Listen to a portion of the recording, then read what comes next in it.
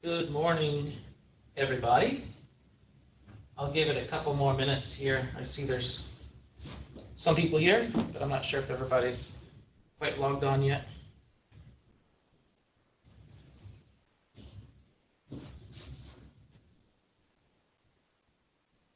Can everybody hear me? Who is out there? Great, awesome.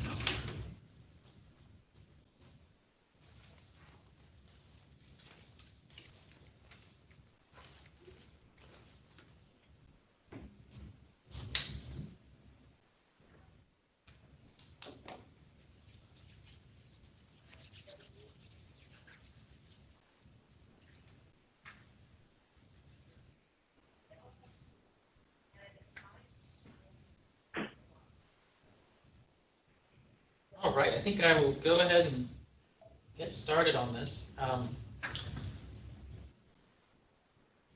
use enough sanitizers. Somehow, I'm at the Madison building downtown, and somehow we still keep getting notices of people in this building testing positive for coronavirus, which is amazing because there's nobody in this building. It's 90% empty. I don't know how that keeps happening at the health department.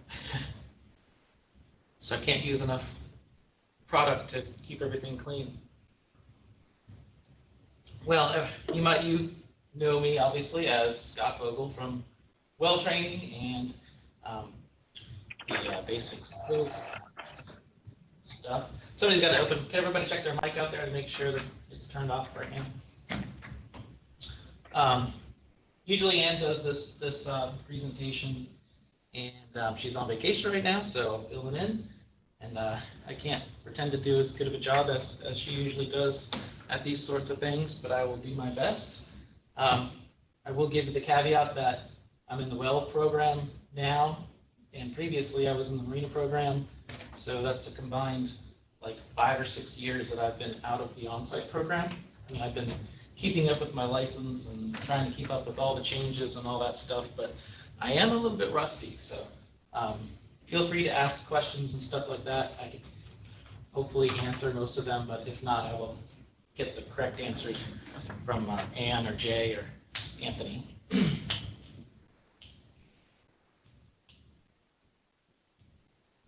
So, got a lot of material to cover today.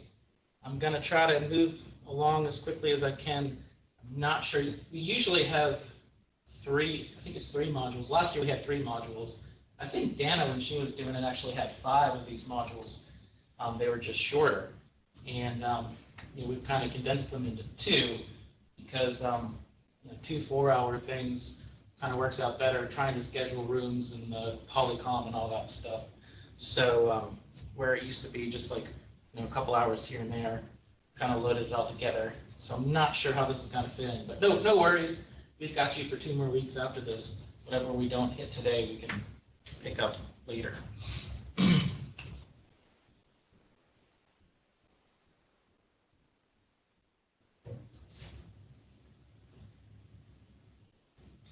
But by way of icebreaker, instead of going around to have everybody say something or type something in the chat, since we kind of might be short on time, just email me. If you don't remember my email address, it's Scott M. Don't forget the M. Vogel. Just email me. Email saying that you're here, and if you would just give me your hands-on vacation. What's your dream vacation right now? If there was no COVID in the world and you could do whatever you want to do.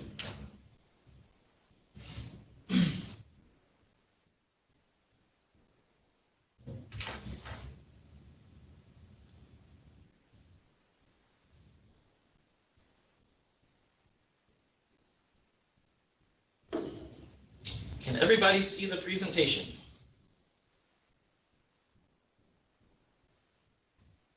Does it look squashed on your screen, or is this just my screen? Like, is it the proper aspect ratio? It does look squashed. Huh.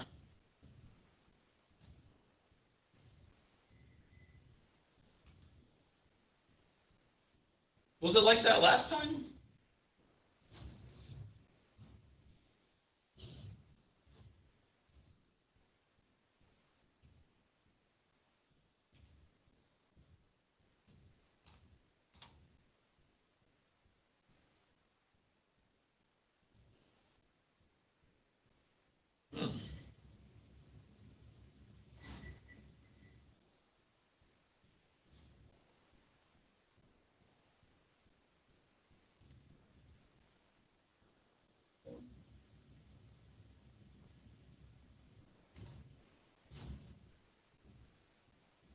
I apologize, I don't know how to fix that. I don't know if that's just something.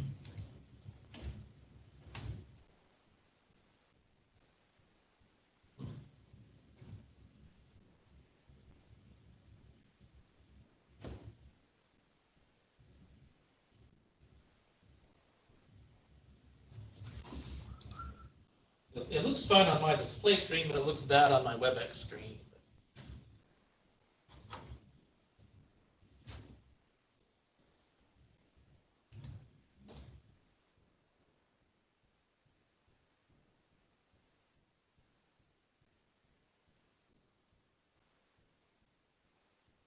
All right, well, I'll get started anyways, and maybe I can fix that at the break.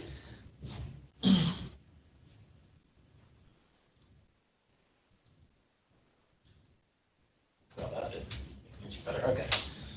All right.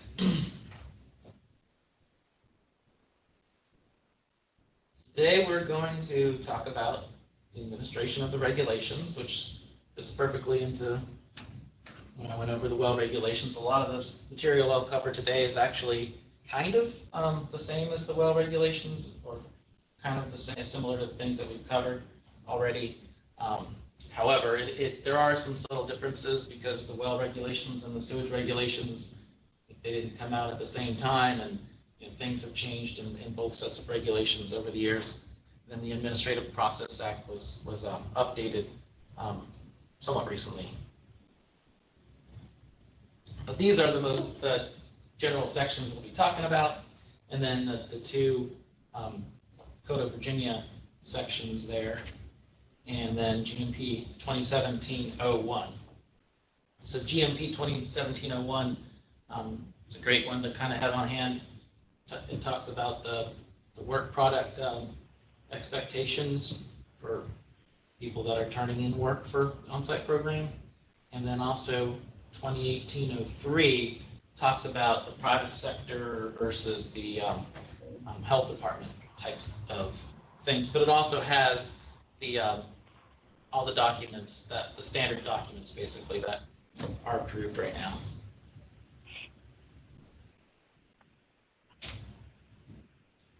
All right.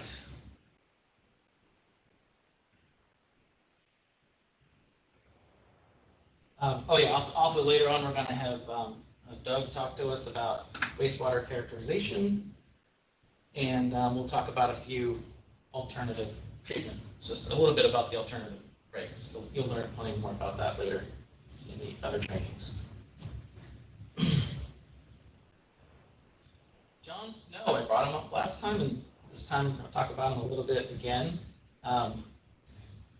He, of course, was one of the first people to kind of to modernize the science of epidemiology, to kind of bring us into more of a science-based approach to being sick, and actually applying the science to figure out what's going on. I believe he was born in Scotland, but he did his famous work in London. And 1854, he traced cholera deaths in London to a public drinking water pump. The water at the pump had been contaminated by sewage from a nearby house. So that pulls together the well program and the sewage program nicely. You've got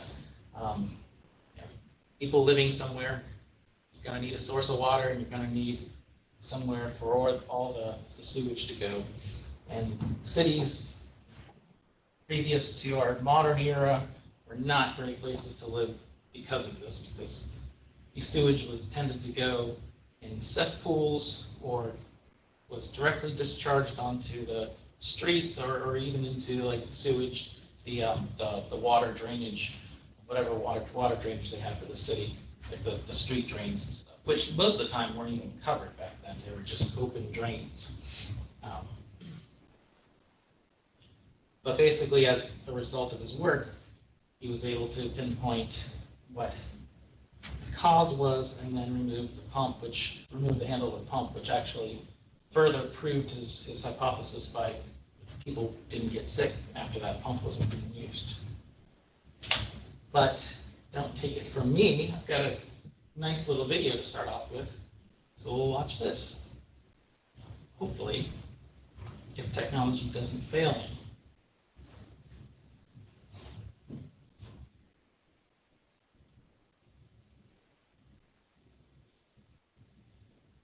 Please work, please work.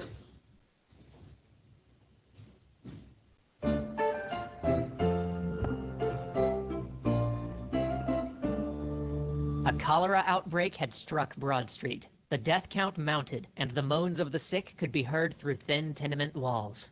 It was down this street that John Snow walked, knocking on door after door after door. But many had already fled, and the cold blue end of cholera had claimed many of those who had not.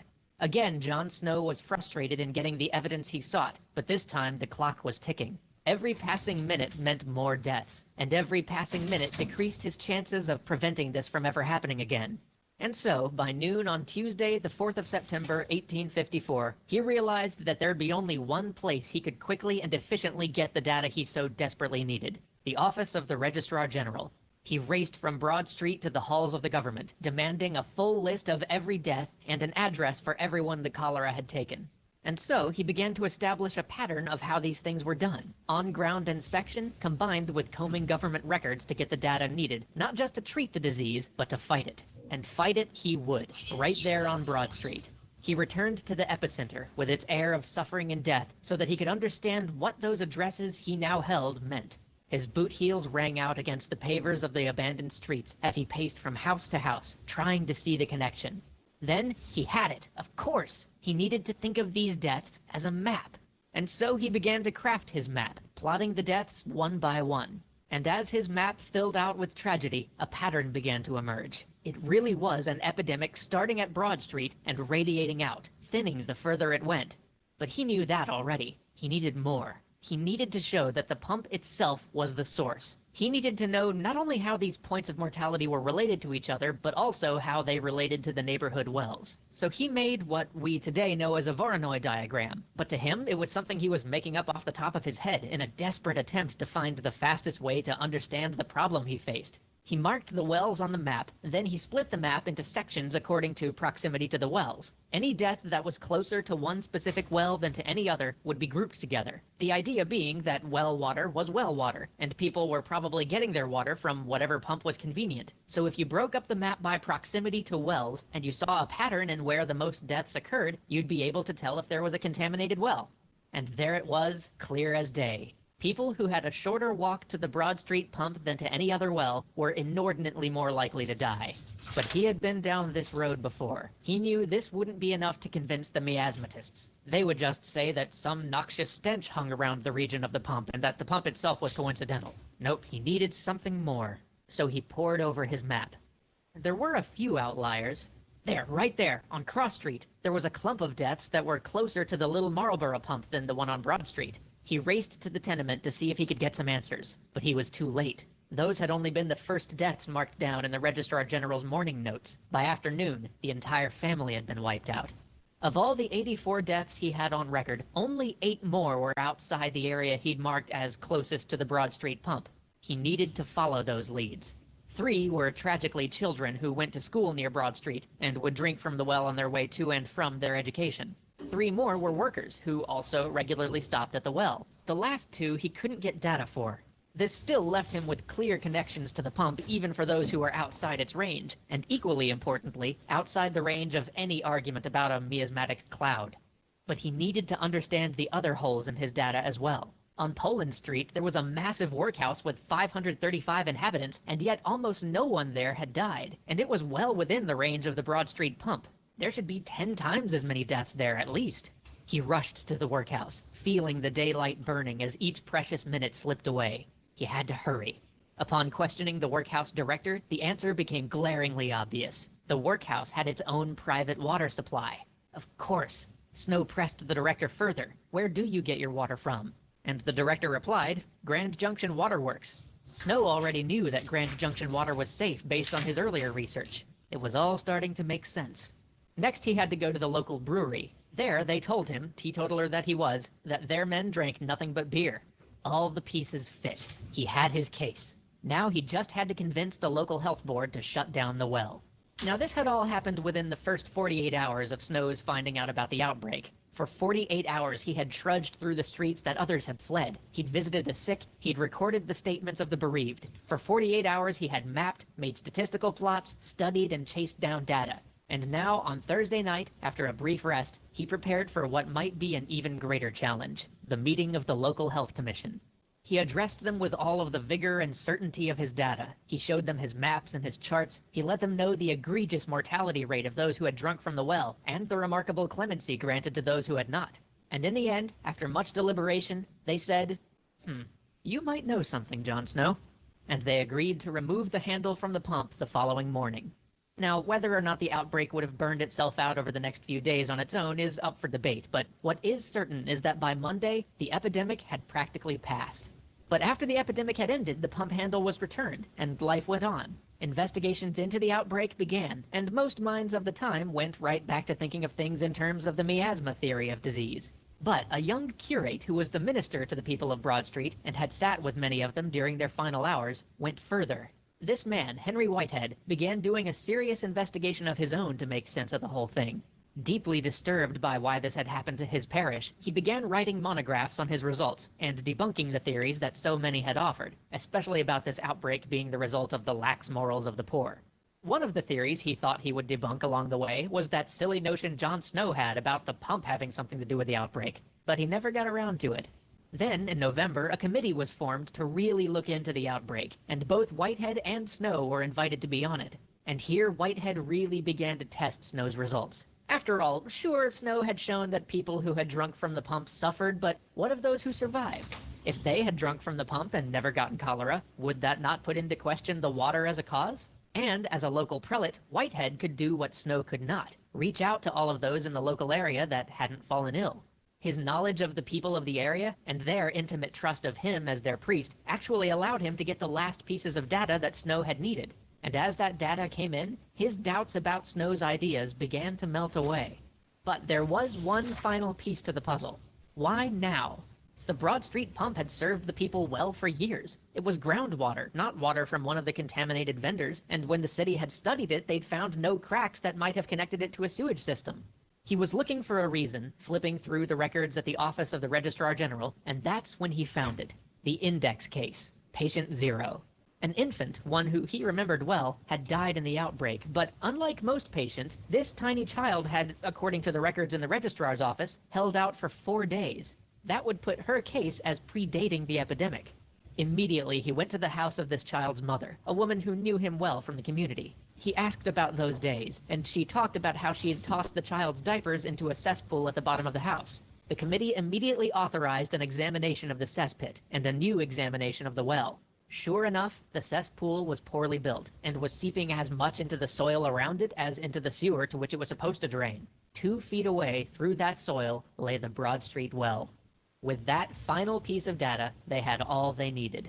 The committee would release its report, and that report would be dismissed or ignored by many at the time, but today, we know it as a report that changed the world. But perhaps Snow himself put it best. Talking to Whitehead, he said, "You and I may not live to see the day, and my name may be forgotten when it comes, but the time will arrive when great outbreaks of cholera will be things of the past, and it is knowledge of the way in which the disease is propagated which will cause them to disappear. And it is because of the tireless sleuthing of Jon Snow that that day is here. History has not forgotten you. You do know something, Jon Snow."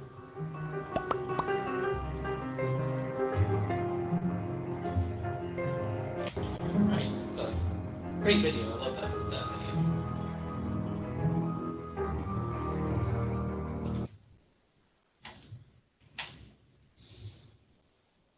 We need those people to do like a whole series on septic systems and wells. I don't know if they go for it, but I will try to sell them on that. Get some very fun videos for the program. All right, so moving right along. Prescriptive regulations versus performance regulations. I'm just going to talk a little bit about what the difference is between those two things and how that applies to our jobs. Of course, we've got our on-site sewage regulations. That's a primary source of, for our septic system regulations. We've got the AOSS regulations, and then we have this whole bunch of GMPs that kind of tie it all together. Hopefully those GMPs will go away when the regulations are updated. They haven't been updated since basically 2000, I think. So prescriptive regulations, they lay out a minimum standard. Regulations, so prescriptive regulations tell you how to meet that standard, basically. If you're thinking about, let's just take a birthday cake.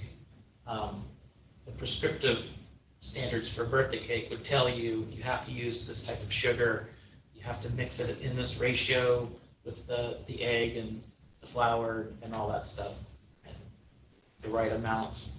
Performance regulations, on the other hand, those basically only are going to tell you what the end product has to be. So it has to be a birthday cake, or maybe it has to be a chocolate birthday cake. But it leaves it up to the chef, the baker, to put everything into that they think needs to go in there, as long as the end result is hopefully a tasty cake. And within reason, of course, there's going to be some definition as to what a cake is. You can't just come up with any random pastry and what it's supposed to look like and stuff like that. So back to our regulations, they're kind of a mix of both. I think the early on thought with the regulations tended to be prescriptive in nature, telling you exactly what you're supposed to do. I touched on it with the well regulations a little bit. I think we're moving more towards performance regulations, because being prescriptive and telling people exactly what they can do you're going to have to keep up with the industry and keep changing those regulations a lot more to meet, standards are going to hopefully improve over time. So, if you're stuck with regulations that kind of like we are now that are fairly old with the private well regulations and the sewage regulations, a lot of that old prescriptive stuff might not apply. Standards of pipes have changed. PVC's got to become the more normal thing to use.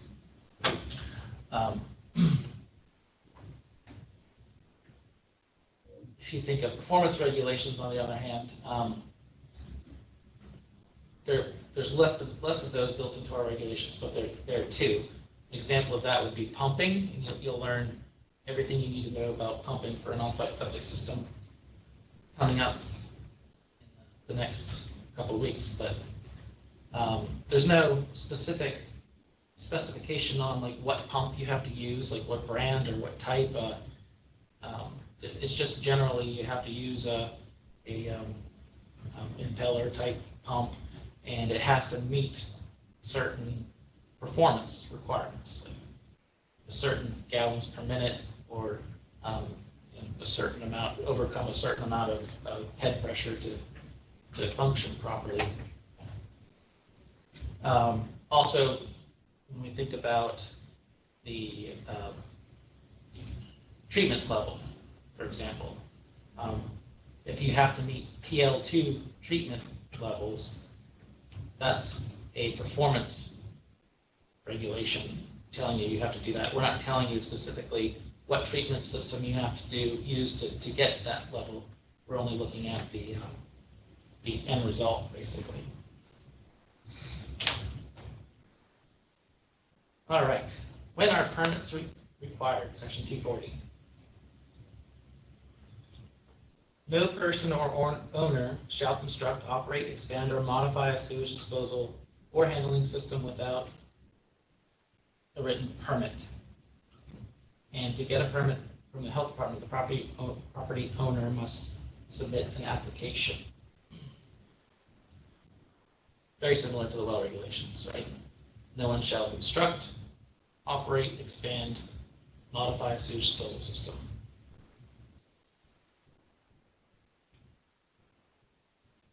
Right. Let's look at the type of applications, the type of on-site systems, and the required timelines for those.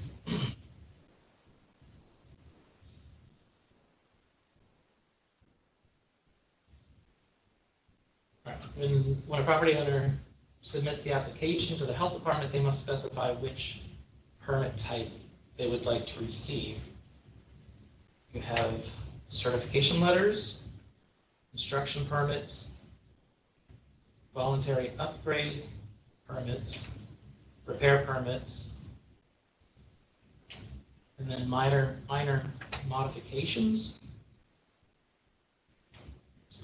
And then, of course, safe, adequate, proper, or courtesy reviews. So the safe, adequate, and proper, those aren't really permits per se.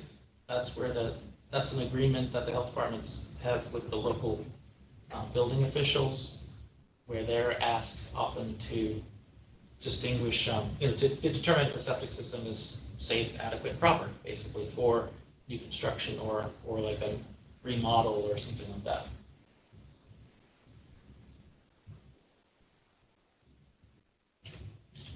Certification letters, that is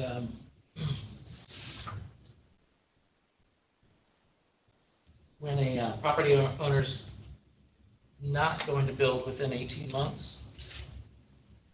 They just have a parcel and they want to make sure that that parcel can have a septic system on it.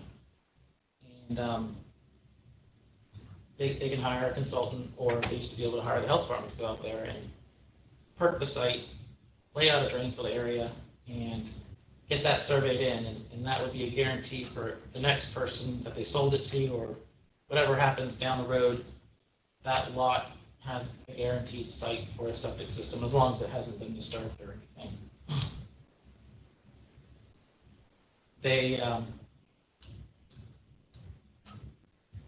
transfer from owner to owner.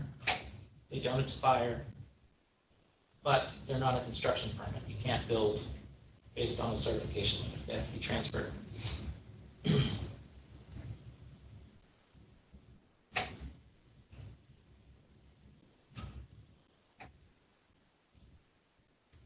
Construction permit is, of course, the most common, I guess, type of permit that you're going to run into. Got 18 months on these permits, so it's usually somebody who's trying to build a house or something right away. Most of the time, it's going to be a single-family home on a piece of undeveloped land, and the construction permit's issued for the on-site sewage disposal system installation, and usually a well.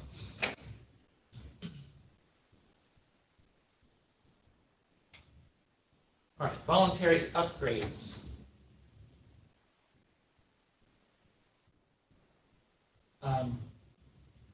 Voluntary upgrade is basically an improvement to an existing on-site system when it hasn't failed. So the owner, for some reason, is improving their system somehow, replacing something, updating something, but nothing has failed with it yet. Then the repair permit is going to be, obviously something has gone wrong with the system and you're trying to fix it or replace the system or something like that. GMP 2017-02 kind of lays out the definition of voluntary upgrade, repair permits, and even minor modifications. So I think voluntary upgrade, nothing's wrong. At least nothing as far as our definition of this failing system is wrong. But it might be, old cast iron pipe that's starting to corrode, or even the drain field lines, maybe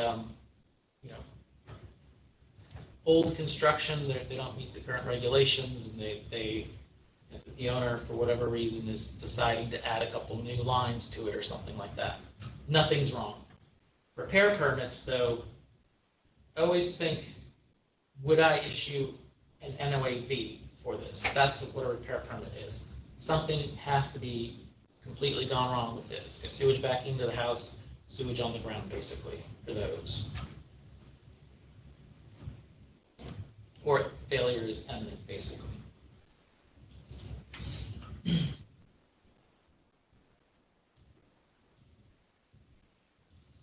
So a minor modification, that's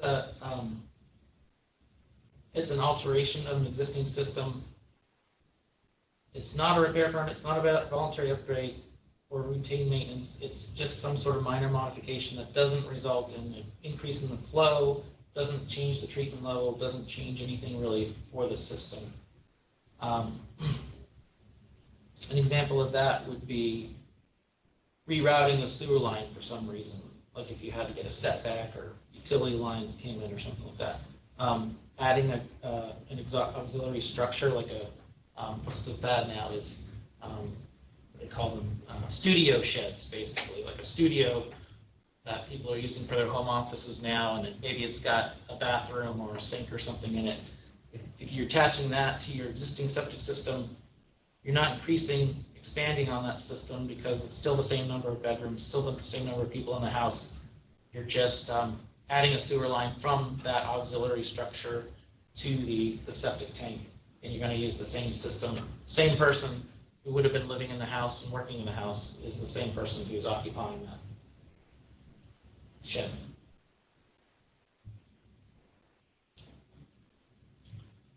So construction permit, again, just to review it, construction permit is usually a new system or you're expanding. All the other things don't deal with expansion at all. A voluntary upgrade, you cannot expand. That would not qualify. It's an old system and you're improving that system without changing the design flow or anything. Repair permit, sewage is backing up into the house. I mean, you have to fix something. Minor modification, and you're not really changing anything. Maybe you're adding a garage, new sewer line, or some other structure.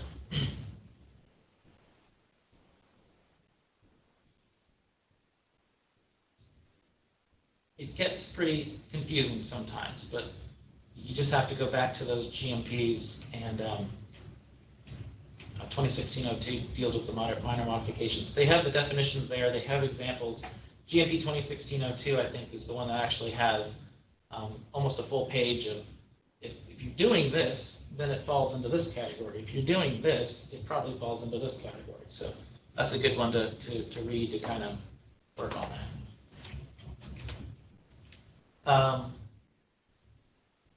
To kind of throw a wrench into the whole system, GMP 2018-02 deals with maintenance, and you actually don't need a permit if you're a maintenance provider or a licensed on-site, not a person who constructs drain fields, contractor.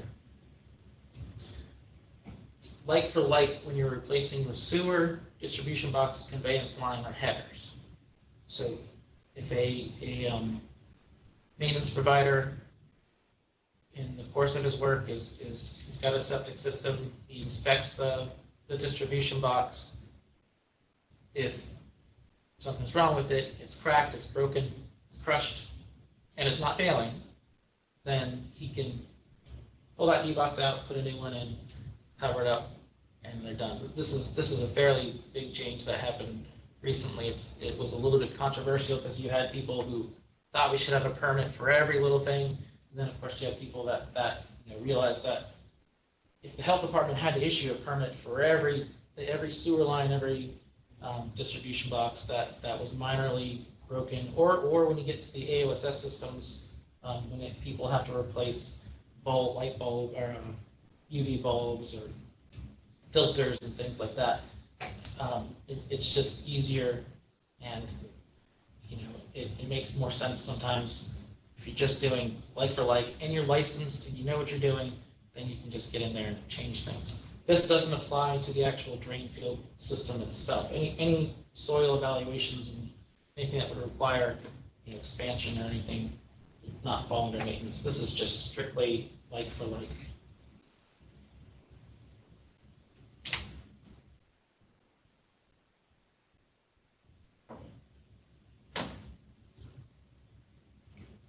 Safe, adequate, and proper.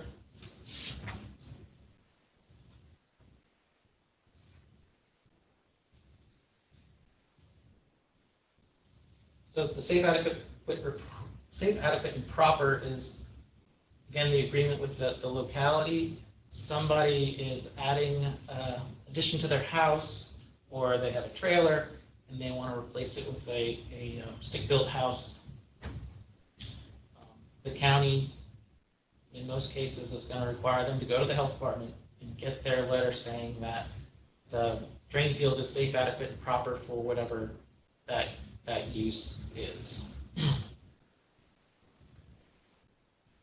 GMP 2017-03 lays out the process of going about that evaluation. Safe, adequate, and proper. Safe basically is saying the drain field's not failing, it's not contaminating the groundwater. Adequate is that it's designed adequately to meet the demands, the sewage flow.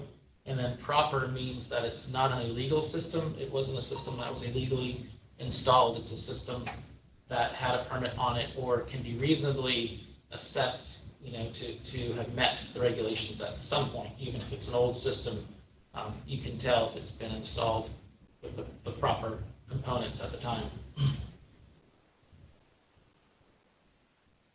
A courtesy review, not to be confused with the courtesy review you do if you're working with an AOSE or an OSE.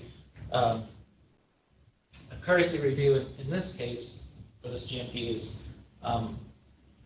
reviewing something that the county's asked you to review something that has nothing to do with the change, the sewage system, basically. Like, it's more to make sure that the sewage system's not going to be impacted by the construction at all. So, like a detached garage with no plumbing, it's just to make sure that that garage, when it's constructed, isn't going to somehow, it's not going to be constructed over top of the sewage disposal system or interfere with any of the pipes or septic tank, and still meets the setbacks.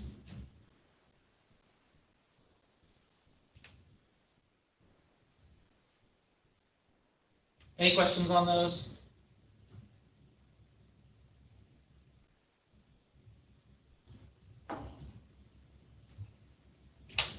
All right. Complete applications, of course, are the key. But in order to get a complete application, it's critical that VDH communicates those requirements. Once that application is signed, that's the contract with the health department and the applicant, and for the health department to perform that service and work on that permit.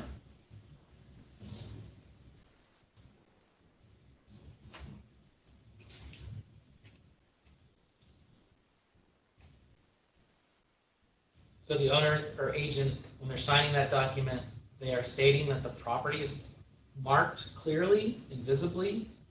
They are saying that they're disclosing all the information basically that you will need to complete that application, to follow up with it.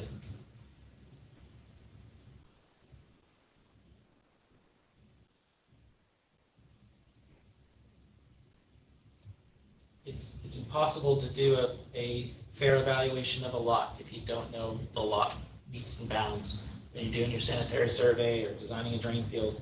So it's critically important that those things are marked. And that applies to AOSCs or OSCs as well, because they are supposed to be out there doing the work that we're doing, and they need to figure out the property lines just as much as we do. And if we're going behind them and doing like a level 2 on the property, we will need to see those property corners.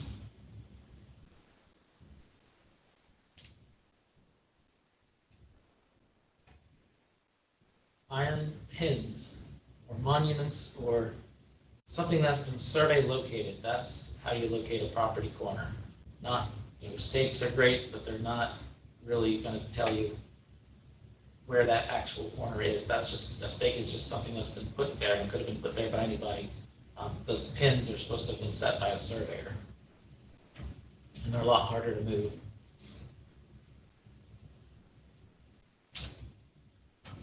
All right, system types or application type are the type of systems you're applying for. This is section 250 of the Sewage Handling and Disposal Regulations, paragraphs A, B, C, and D.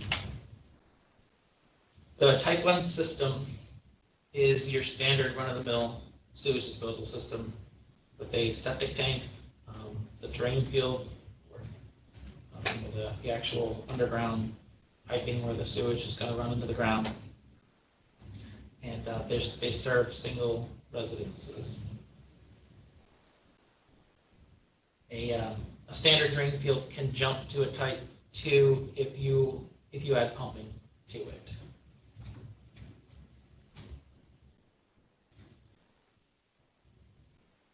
So for this type of system, all the owner has to do is basically submit the application, and then we would be out there trying to figure out where a type 1 system would go. Most of the time, a type 2 system is going to refer to just adding pumping to it, and most of the time that is going to also be an easy permit. But when we're talking about type 2, dealing with commercial, more than one dwelling unit attached, or enhanced flow or low pressure distribution, when you get into more advanced pumping, that's where you have to actually submit the application. Preliminary conference is, of course, recommended, and informal plans and specs are required for that. We have to see the plans, for whatever they're doing, and it usually has to be sealed by an engineer if there's a specific type of wastewater characterization that's going in there to determine the strength of the waste. Type 3 systems, again, most type 2s though fall under the category of just pumping, and those still follow under the usual septic system permit requirements. Type 3 systems are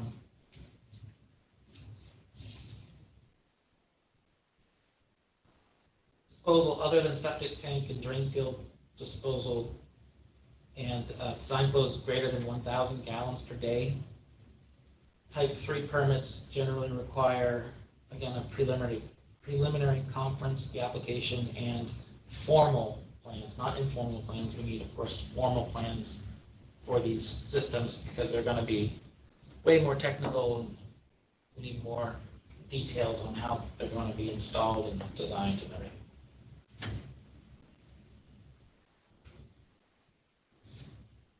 Type 4, yes, we still have Type 4 privies out there. I've never seen one in my time. I think people, a lot of times, in the situations that I've seen, will use those commercial privies that don't really require a permit. But yeah, I've never issued a Type 4 permit for a privy, and most counties actually don't even allow them anymore.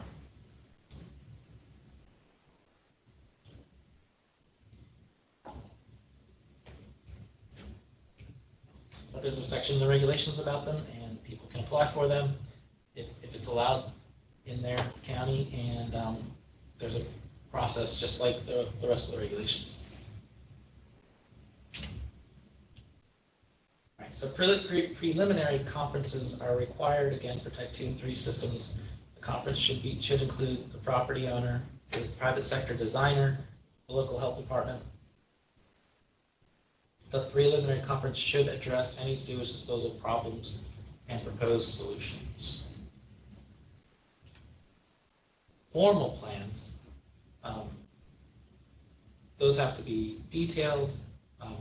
There's some about that in section 260 of the regulations. Formal plans are specifications shall be prepared by a licensed professional engineer and shall bear the seal of that PE. Professional engineer.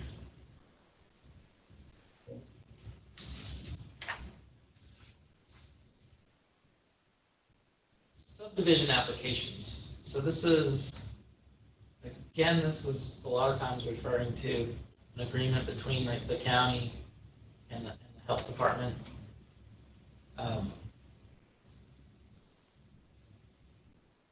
It's very similar to getting a certification letter on a bunch of lots. That it's an assurance to the locality, the local planner and building department, that each lot of that subdivision has a suitable site for an on-site sewage disposal system. The health department's asked to review the subdivision and obviously make sure that the sites are suitable, there's reserve areas, and everything meets the regulations. Then the health department will sign the plat, and that will get recorded. And for the most part, those lots have some determination that a drain field can be built there, so the owners in the future can come in for a certification letter if they want to convert it to a certification letter, or they can get an actual permit.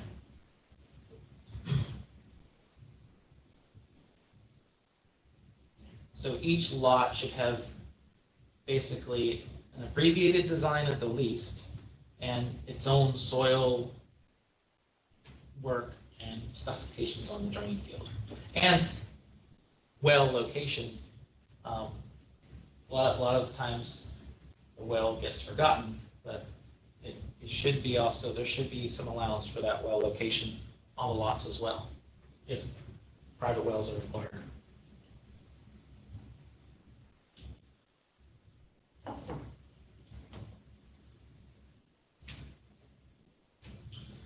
How do we prioritize applications? GMP 2017-01 speaks to kind of how we're looking at applications. Of course, repairs are going to be the number one priority because we're the health department. It's a public health implication to that, either to the owner or to people around the owners. It's something that needs to be fixed, thanks to Jon Snow and the thousands and millions of people that have worked before us that sick drain fields have a public health implication. People will get sick if sewage is on the ground. OSE designs. Second, applicants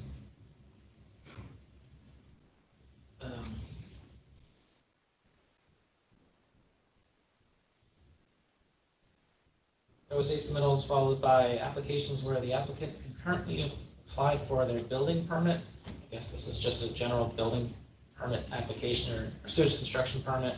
Certification letters come under that because a certification letter is, what's the word I'm looking for? It's not something that's happening right now. A building permit is immediate. People want to build within 18 months. Certification letters and subdivision reviews, they're speculative. That's the word I'm looking for.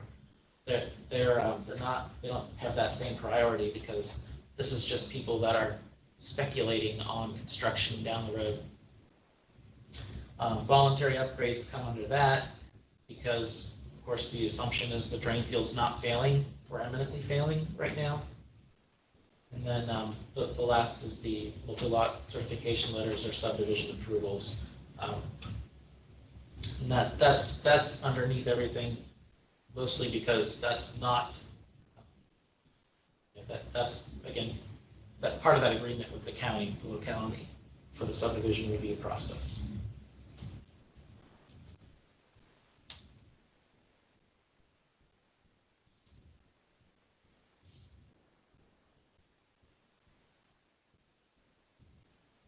All right, there are timelines for completion of application, review, and approval or denial.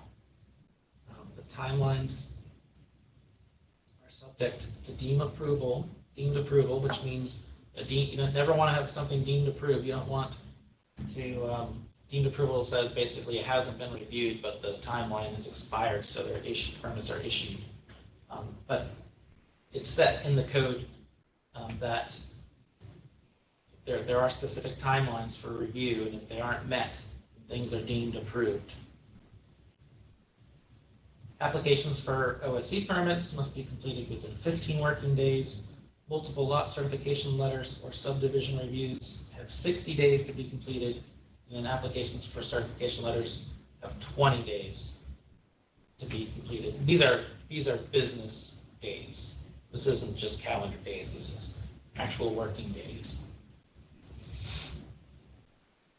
Critical that we keep these in mind, the deadlines and things, while we're doing the work. Communication between us and the owner and the consultants is really key to keeping things moving. And a lot of times there's just small things that might be missing from an application, and the application might be put on hold. That still doesn't really stop the clock. The only way to stop the clock is like an administrative denial. So just keep in mind, if you're approaching that 15 working days on an OSE review, you probably should just go ahead and administratively deny it if it looks like you're not going to get that information in that you need to approve the application.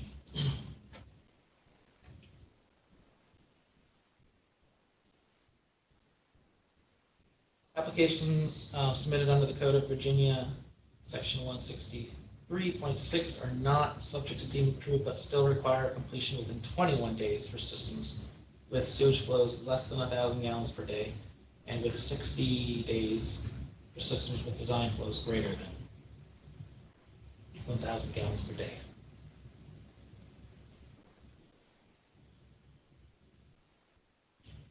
Courtesy reviews are not subject to deemed approval either. The OSE or PE should be informed whether or not the courtesy review can be scheduled within 7 days of the request of the courtesy review.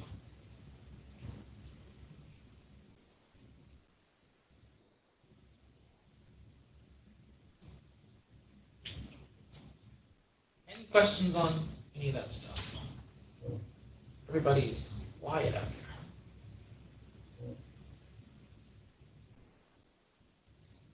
Is everybody out there still? Hey Scott, I have a question. Sure. All right. So what is the main difference between a minor modification and an SAP review? So a minor modification is actually going to require a permit. So like you're adding a sewer, like you need a permit for a sewer line or like a septic tank, conveyance line. You still need a permit for those things if it's not already there. So like the case with the detached garage, you still need a permit for the sewer line from that garage to the existing septic tank.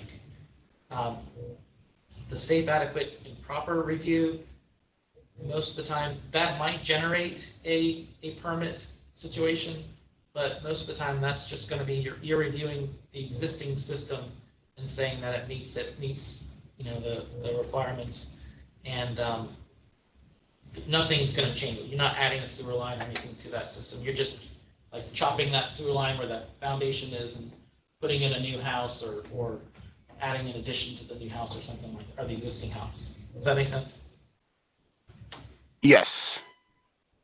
So are you saying that once there's going to be an addition of a sewer line, then that comes over on a minor modification and not a SAP review? Correct. Right. Got you. Yeah. So you still need a permit to, going back earlier, you still need a permit to expand or to replace. You still need a permit to do. You're adding a new sewer line, new septic tank, any of that stuff. The only time you don't need a permit for that sewer line is if it's maintenance. If it's a maintenance provider going in there, seeing a crushed pipe that's already there, and replacing like for like, basically. Good question. It is very. I had a hard time getting my mind around this.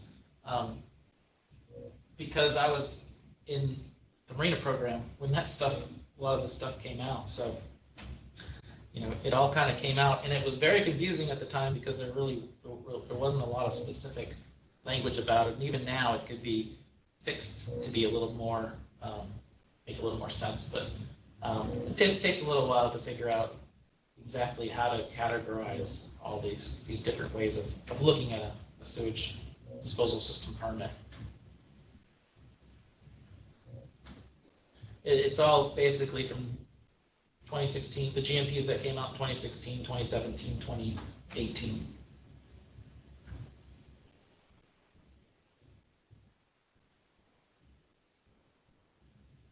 Scott, I have a question. Uh-huh. For alternative, or no, I'm sorry, not alternative, for PE design systems for less than 1,000 gallons per day, is it correct we have 21 business days to process versus the 15 business days? Yes. Yes. And then those are not the ones that are not, those are the ones that are not subject to deemed approval. Thank you. Sure. And that's just coming right out of the code in Virginia. I don't know if we've got any specific guidance in the GMPs about that. So you have to refer back to that code section for that. The other question, I have another question. If your septic tank were to collapse and need replacement, would a permit be required if you were exchanging a collapsed tank for one of the same size? That's a good question. I would think the tank collapsing to me would be a situation where it's a repair, because that's an imminent failure. That sewage is going to back up eventually, or sewage is coming to the ground no matter what. Like, it's going to happen. It's going to fail. So that would be a permit to me. If you're talking about the T's in the tank, maybe parging up the sides or replacing, or adding a filter or a riser or something like that, that would be more of a maintenance thing to me. Does that make sense? So a collapsed tank to me is imminent failure. That can be an NOAB. That would be a repair permit.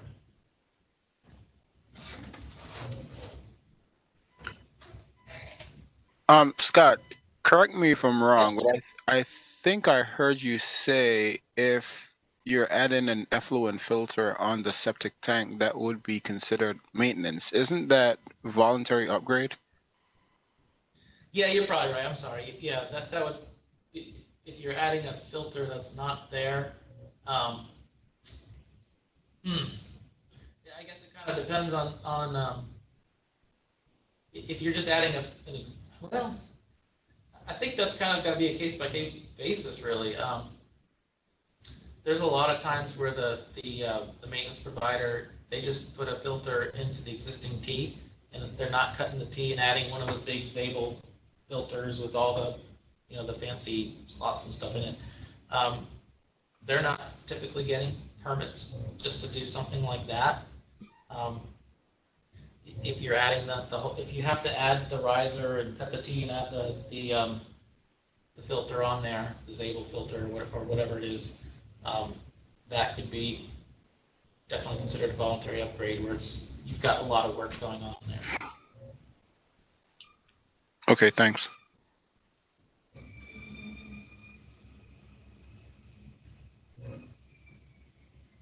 Any other questions?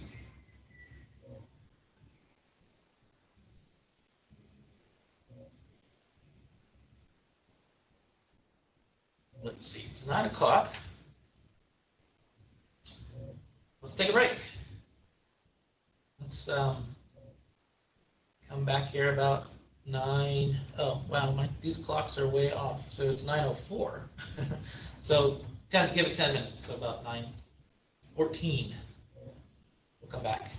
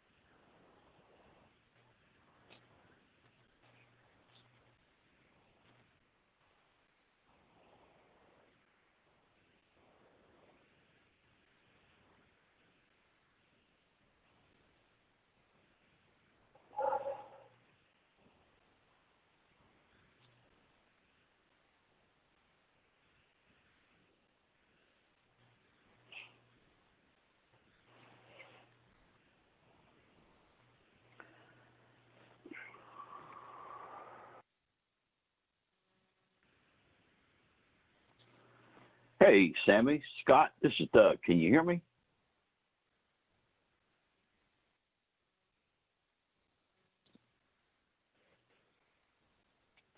Yes, Doug, I hear you clearly. Good. Hey, Sammy, how you doing this morning? I'm good. How about you? I'm good. Hey, I think I was going to try to control my slideshow from here. So I'm getting ready to, I brought up the thing that says share, and when I get that, it says Madison 5th will stop sharing content as soon as you start sharing. Can I go ahead and bring that up now? Or I guess I am next, right?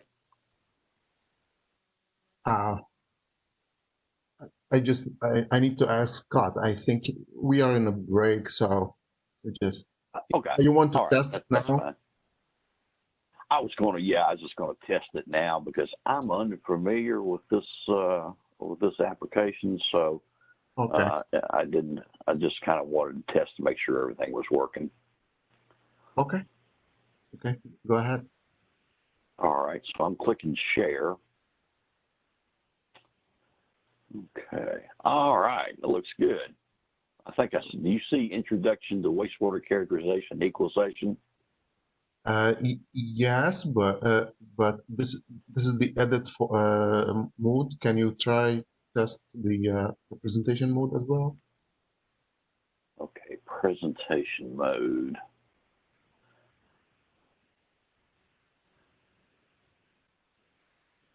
As you usually do.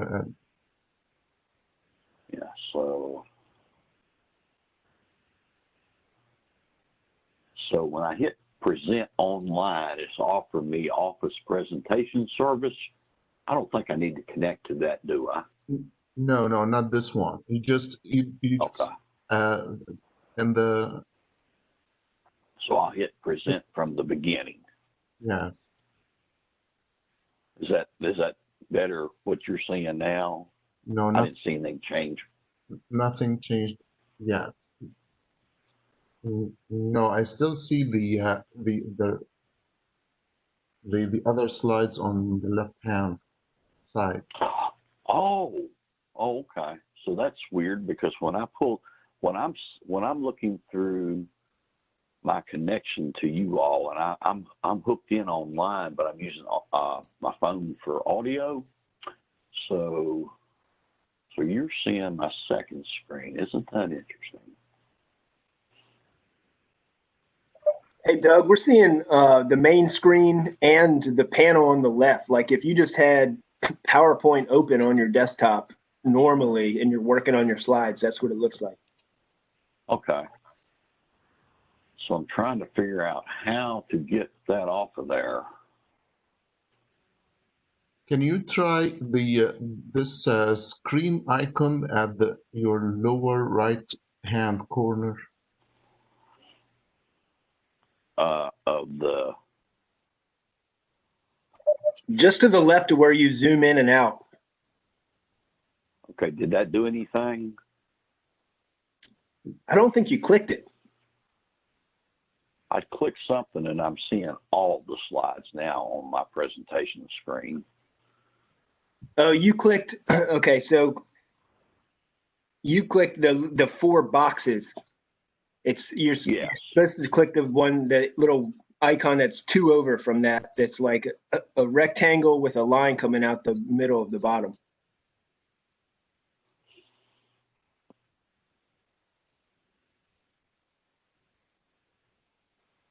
Yeah, there you go. Okay, does that help? Is that help any? So now we can. It is now the notes are appear with each slide. Can you go to the upper left hand corner? There are three dark tabs. The one in the middle says display settings, yes, and click swap. Okay. Yeah, that's it. Okay, so what you're seeing now is just the slide that says introduction. Exactly. Great. Okay. So it's kind of weird. I work off multiple monitors, and I can't figure out exactly which one is live and which one Yeah, it I'm is. seeing here. Yeah. Yeah. So right now, what you're doing is you're seeing slides change, Yes. but it's going forward. I want it to go backwards. How do you get it to go backwards? Okay, I think I got it. Great. So what you're seeing now is a slide that says Introduction to Wastewater Characterization and Flow Equalization. Exactly. Exactly. Wonderful. Thank you so much. You're Is welcome. my volume okay? Can you hear me okay? Sounds good, Doug. I can hear you. Yeah, Great. I hear you Hey, clearly. Scott. Yes. Mm-hmm. How you doing? I'm okay. How about you? I'm here. I'm on. I think it's going to be like probably another 40 minutes or so before we get 40 to minutes you. for. Oh, okay. Yeah, I didn't know. I guess, Who's after? Oh, I'm sorry, who's it's just you're. Sorry. I'm sorry. Go ahead. You're the only special guest for today. Okay. So you'll just do your part, and then I'll come back with a couple more presentations, and then it's good. How long is your presentation? 50 minutes or so. Is that what you're planning on? Sure. Yep. Okay. So what I need to do, so you've got another presentation to do before I do mine, then I presume. Yes. Yep. Okay. All right. So do I need to get out of your way, or can you take control of the screen from here? Oh, good question. Yeah, there should be a button where you can stop sharing, like at the top.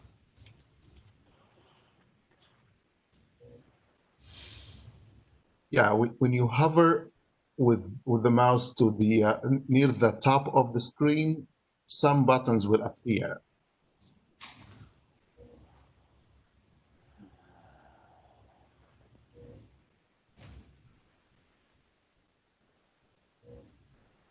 Hello?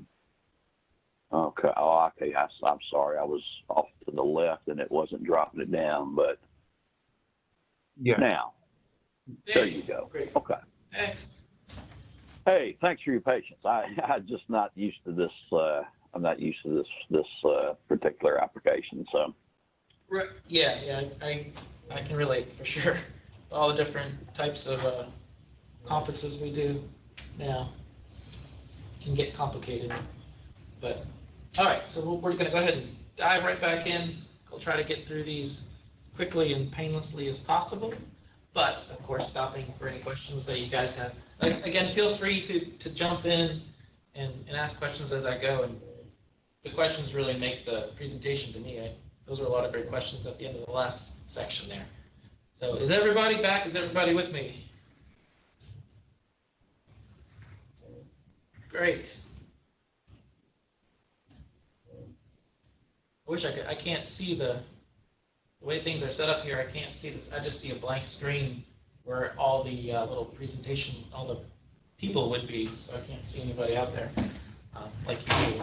I don't know why they changed everything. Anyways, I apologize too. I'm trying to stick to a script, which is not in my nature, but Anne's made this presentation, put it together, and I've got the script, trying to stick to it, and to kind of, I pause and lose my place sometimes here and there. That's my brain trying to rebel against it, but I will do my best to keep this on track and in time. So, moving on to approving and denying permits. So this says approving the application is easy. Well, sometimes that could be a lot of work, but denying the application sometimes can be just open up a whole other world of issues and stuff. But we're going to go over this, or Anne's going to go over this stuff in Design Camps 1 and 2. Denying applications tend to take a little more effort. You need to make sure the denial is thorough and accurate. The extra effort will pay off down the road. Again, thinking back to my presentation and the Administrative Process Act stuff, everybody's going to have the right to appeal. So if you deny something, if you tell somebody they can't do something, they obviously are not going to be happy about that. They can appeal it. It's got to be well documented. It's got to hold up basically in the court of law if it ever gets that far, that denial was done properly and it's following the T, everything in the regulations. The T. Same thing as the well regulations. There are 4 ways to say no. Denial, withdrawal of an application, which is more not really saying no to somebody, but they're saying no. Null and void, and revocation of a permit.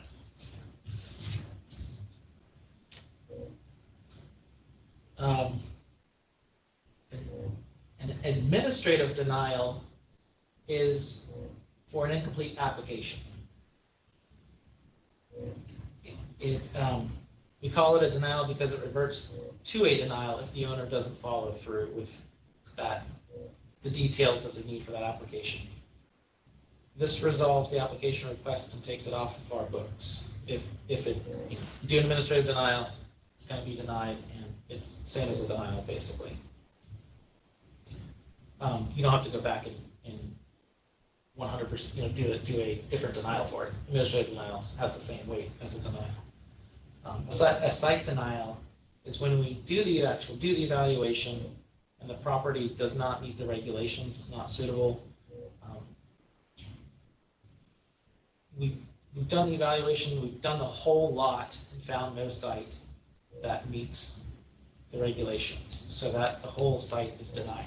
Basically, you can't just deny if somebody has a house site laid out and they have an idea where their drain field is. You look in that drain field area, it's bad.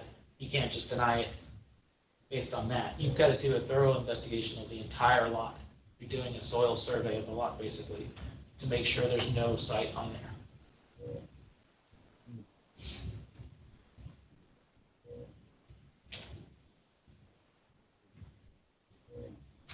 There's specific, when you're doing the denial letter, there are very specific elements that must be included in the letter. The letter must be addressed to the property owner, the carbon copy to the OSE.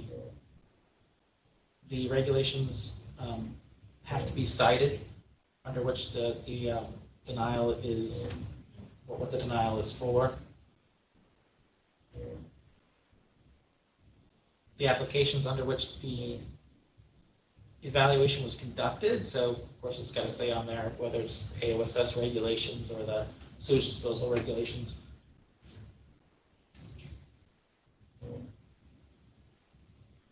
For example, if an entire property is on a 55% slope, you would cite 12 VAC 5-610-593.3, which prohibits the installation of drain fields on slopes greater than 50%.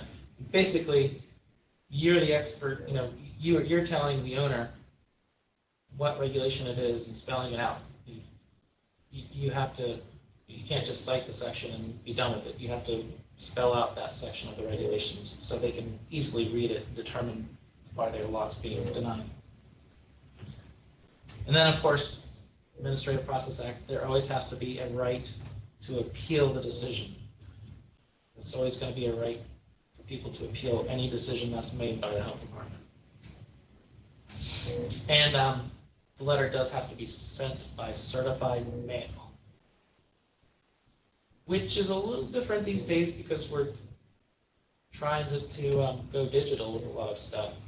So I think we're going to see some policies pretty soon developed that deal with, rather than relying on the post office, having other ways of getting a certified copy to people. For now, though, it's still best to do. Make sure there's an official certified hard copy that goes out to the owner.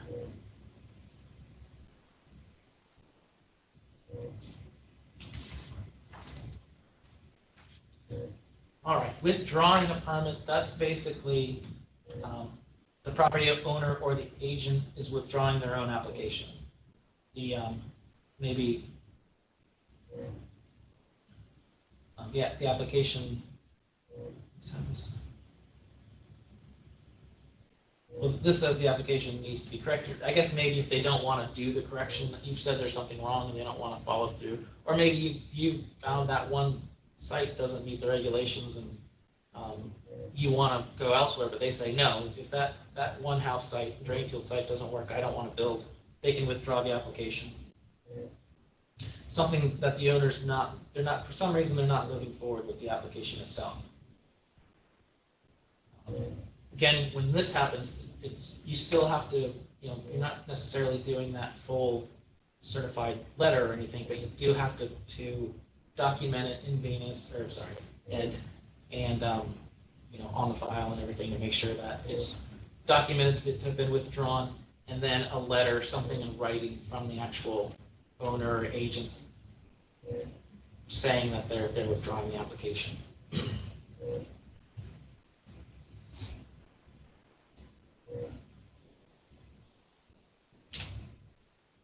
So null and void, this is probably going to be the most commonly used when problems are encountered.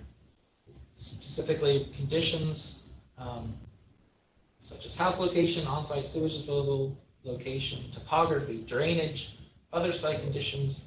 Something has changed on the property, and it doesn't even matter if it still meets the regulations.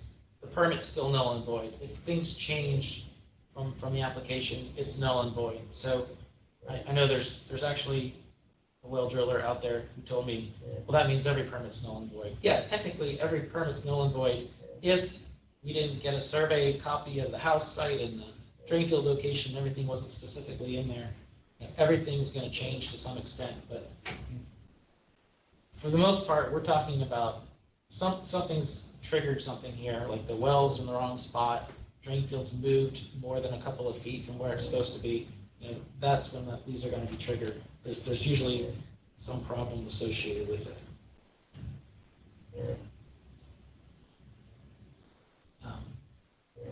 If conditions are changed from those shown on the construction permit, permit's null and void. If the permit expires also 18 months, the permit's also null and void.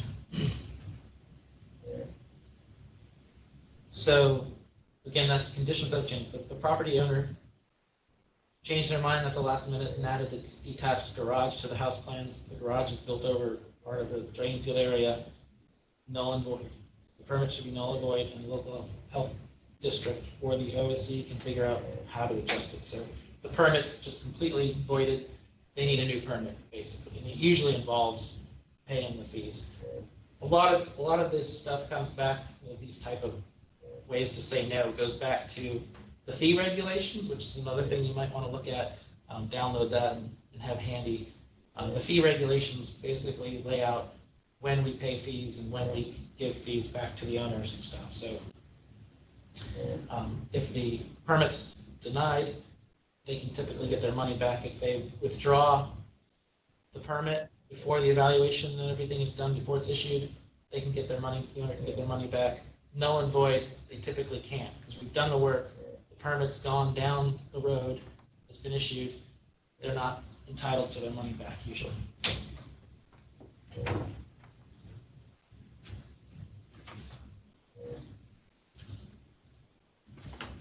So when you're doing the null and void letter, mark the permit itself as null and void. Make sure it's marked somewhere on the permit so anybody else pulling that permit will see it.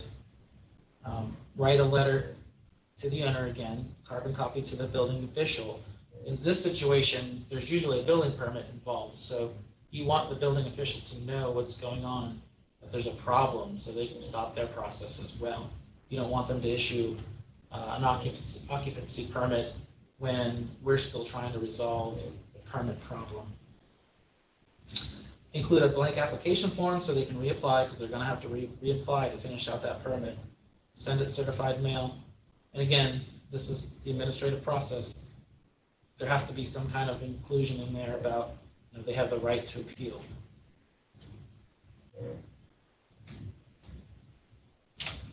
Permit revocation is the more serious thing. This is failure to comply with the conditions of the permit, violation of the regulations occurring for some reason, or facts become known that a potential health hazard would be created, or groundwater resources are adversely affected. So this is the more serious, this kind of goes hand in hand with the notice of violation, sort of. This is going to be a serious situation. These typically are signed.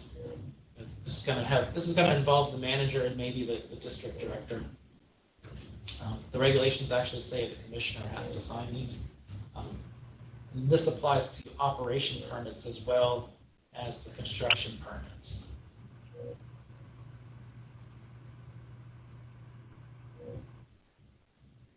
Is everybody hearing me okay? I see that some people are having some trouble hearing.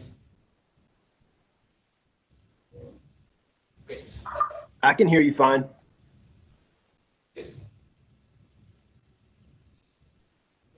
So an example of this, a lot's cleared for before construction starts, and an old bored well is discovered 60 feet from the proposed drain field. The permit would be revoked. So there's a potential health impact to it.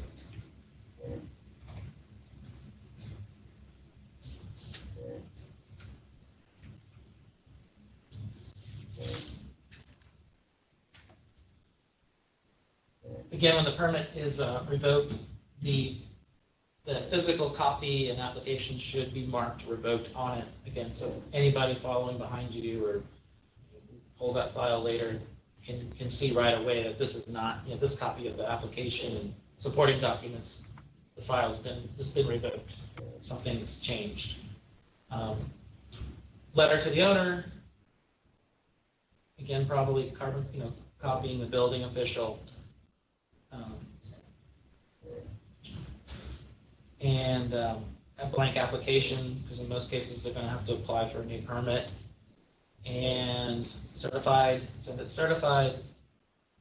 And again, administrative process, so they have the right to appeal it. Everything should be pretty well documented in case they do. Any questions on those?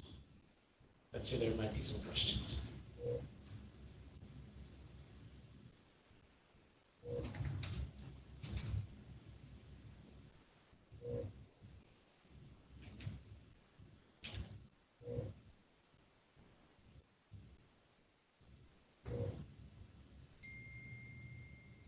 Okay.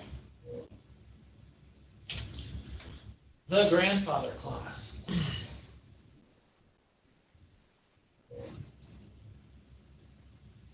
A lot of people think that everything is grandfathered, that when they bought a lot, that all of previous regulations should apply to them. But there's only specific instances in the 2000 regs that are referred to.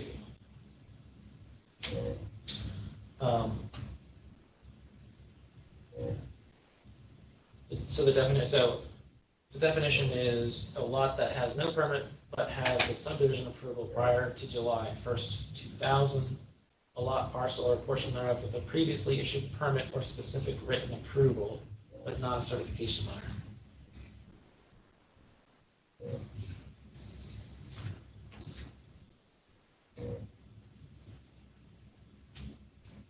So if you've got a lot that's grandfathered, you can apply for a construction permit. That's what Section 78 basically says. Once the application is received, the local health district may or may not perform site soil evaluations on it. The construction permit is issued that complies with the regulations to the greatest extent possible, provided that the site soil conditions don't affect the successful operation of the sewage disposal system.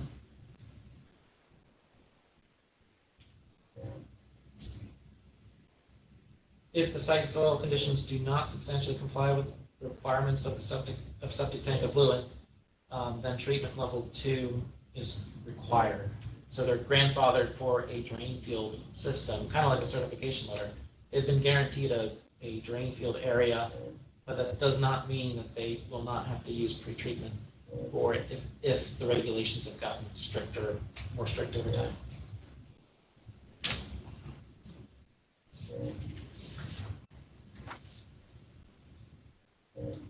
The separation distance between the drain field and a drinking water supply, well program, cannot be less than the setback in the regulations in effect at the time the lot was grandfathered.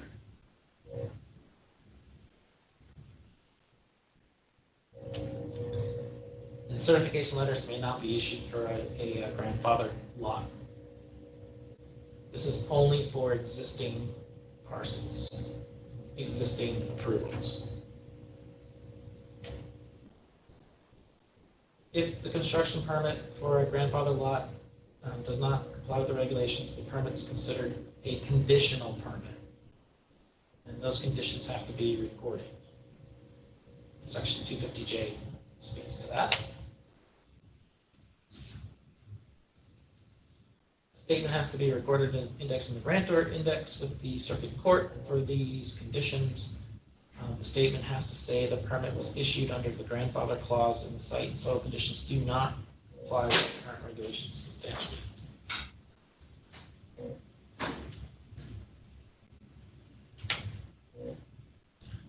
Key points. Permits have to comply to the greatest extent possible. Secondary treatment can be required if it doesn't meet the regulations, and separation distances from the regulations in place at the time are the ones that are used.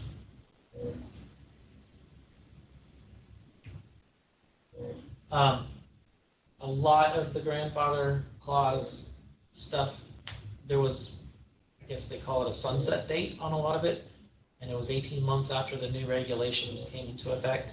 So you probably will not run into this very often.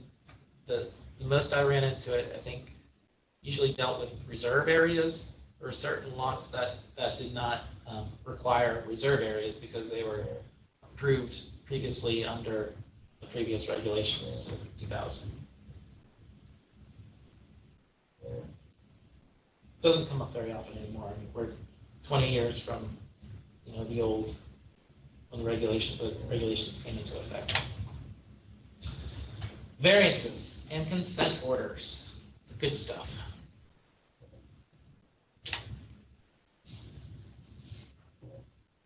So,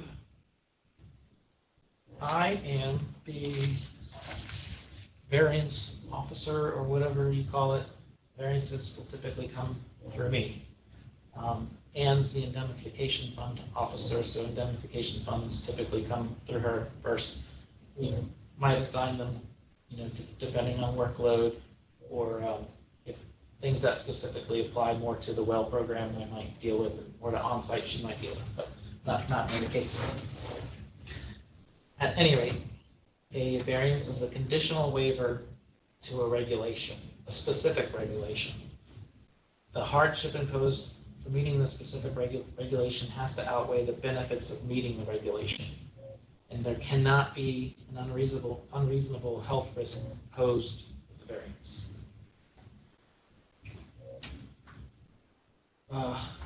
One way to think about it is the variance is asking permission to break the rules for whatever the situation is.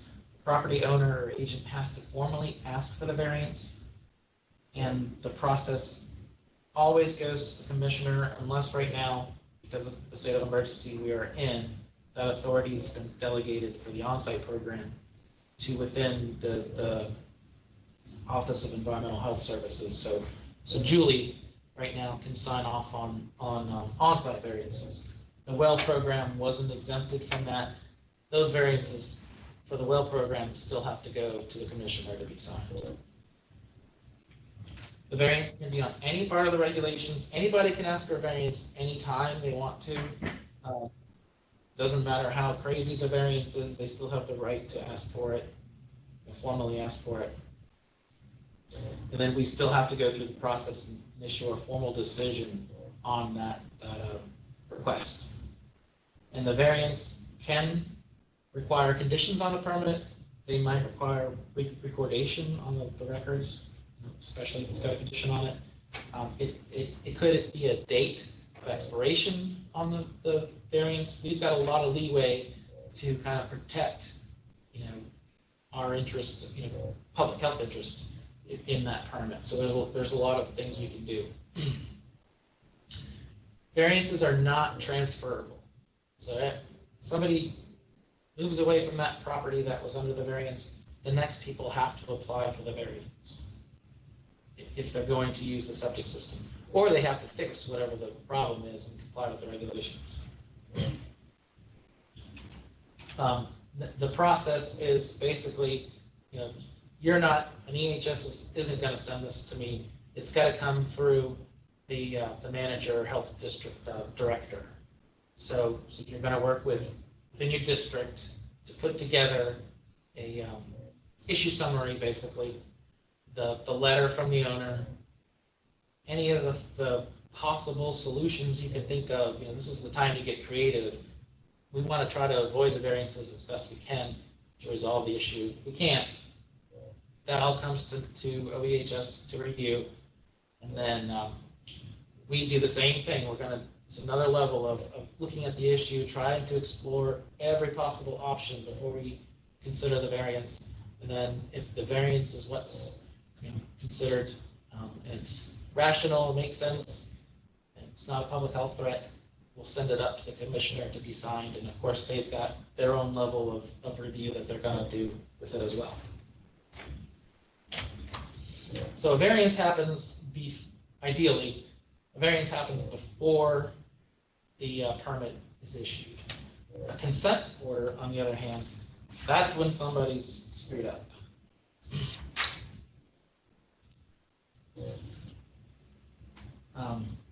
Again, it's pretty much the same process. The commissioner can issue the order to require the owner to comply with the provisions of the regulations. The order is signed by the commissioner, and typically can require immediate cessation or correction or both of the violation. It can require the acquisition or use of additional land, equipment, supplies, personnel to assure that the violation does not occur, and submission of plans to prevent future violations.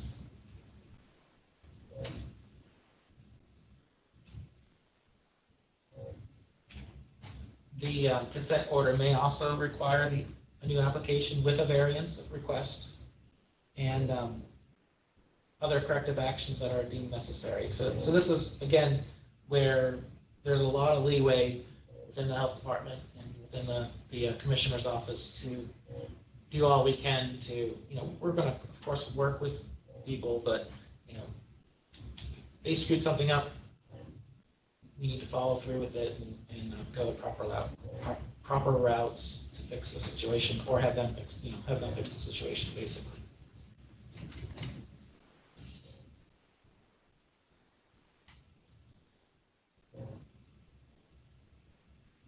I'm sorry, I've been neglecting the chat section. Does a certified copy go to the OSC? No. So the OSC is not entitled to, unless they're the agent, the OSC is not entitled to the certified copy. They get a courtesy copy. The certified mail, with the signature required and stuff, that goes to the owner or the agent. Other method of delivery, if you've got other methods in your district, like if there is digital ways of verifying the owners, you send an email with the attachment that has the red receipt thing or something on it. If that's okay within your district, that's fine. If there's other ways of doing it, but there just has to be some way of being 100% sure the owner has gotten that document physically, and they've been able to read it. We still have some sound problems out there. I apologize. If you have to call in, sometimes you may have to call in on your cell phone for the audio part. I've heard people having to do that. You can keep your computer, up and everything, and just use that phone number that's usually attached to the meeting notice. Call in and use your audio with the phone if you have to. Just make sure you mute the phone or mute the volume on the computer so it doesn't mess with the volume of the phone and everything. And somebody already said that, I'm sorry. Call in for audio and mute. And is a consent order essentially a notice of violation? Yeah, usually a consent order is going to go hand in hand with the notice of violation. And a consent order is, that's what's, if you do the notice of violation route, that's going to come after the informal, the IFFC, the fact-finding conference deal. That's when the district is going to make their recommendations for how to come into compliance, basically, and then send it up to the commissioner for the additional signature.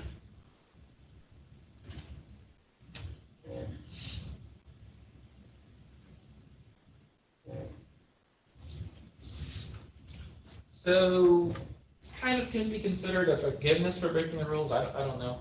I don't really see it that way, but it's definitely tailored to each individual situation. Again, it's not something that can transfer from owner to owner. So if there's a problem out there, if you get a consent order, you are allowed a variance to the regulations through that consent order, it's not going to transfer to the next system, the next owner. The next owner is going to have to either fix the problem or apply for another variance, and they may be denied for the variance. It's going to be starting from scratch again to request that variance or for that to comply with that consent order.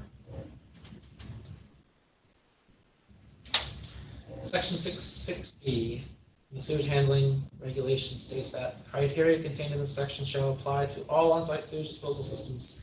Deviations from these criteria may be considered by the district or local health department on a case-by-case basis. Let's talk about that.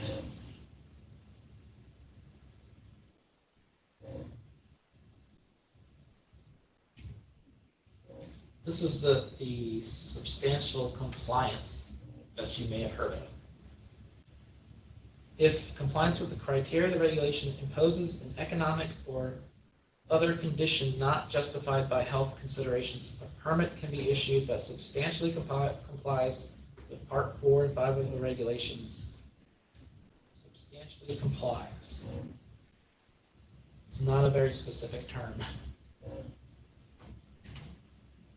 So Section 4 of the regulations is the criteria for selection of AOSS site conditions. Part 5 is the design and construction. So you can see where those are very important parts of the regulations to follow, but yet here we have this clause that allows for substantial compliance. This is because not everything in the real world is perfect. What looks good on paper may not be precise in three-dimensional world. Soil evaluators, installers, etc., they're going to make problems. Things may come to light that may not have been known. And it may be a margin of error. It might rise to the level of permit revocation or null and void. But it also could be something that we've got reason to believe that it's not going to be a public health implication. And I think I'll go into some examples of that. Of course, we're trying to protect public health as best we can. To be considered substantially compliant, the subject at hand cannot deviate by more than 10%. So that's kind of been the threshold that's developed over the years. A 10% forgiveness for that deviation. And this is the sewage disposal regulations I'm talking about here. There is no substantial compliance clause in the well regulations. We offered it even when we were drafting the new regulations, but by we I mean the health department. But it did not. They didn't want it. So this is still something that only applies to sewage disposal systems.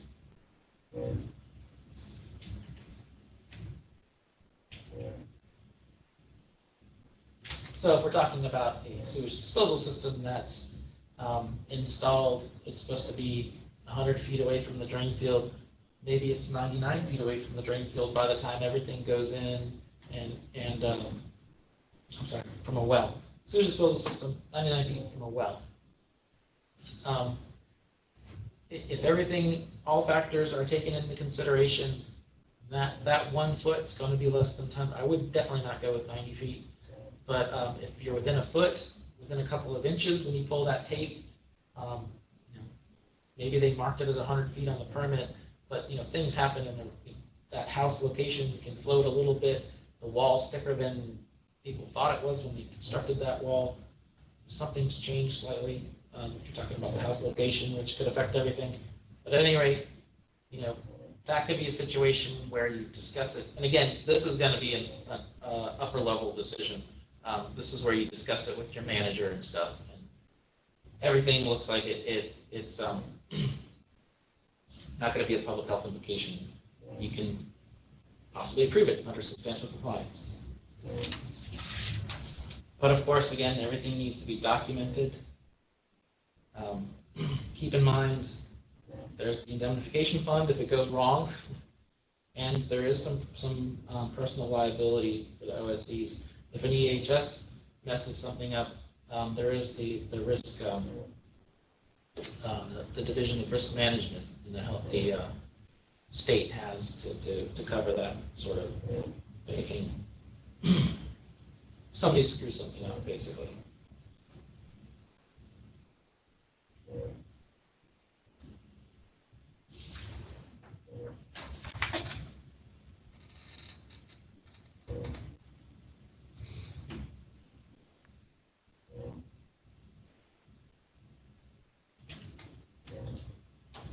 All right, repairs, they're a little different for these situations as well. There, of course, has to be an existing sewage disposal system that's failing.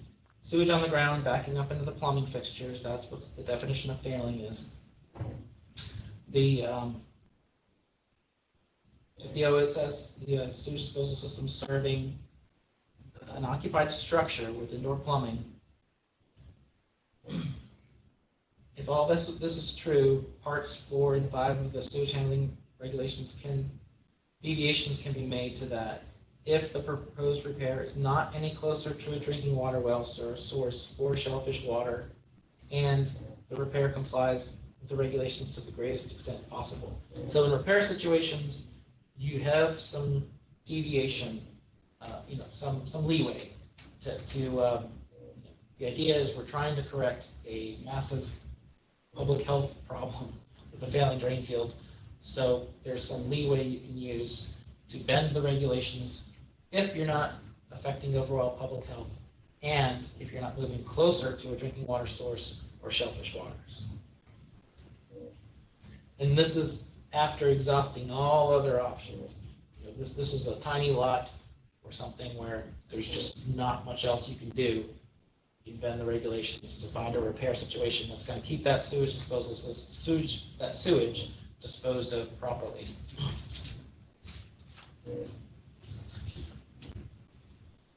All right, we're almost to Doug. Sorry, Doug, I forgot how long I told you that we're coming up on your presentation shortly. We're moving on to design flow. How you're designing your on-site, or at least the logic of why we've come up with our designs for sewage disposal systems.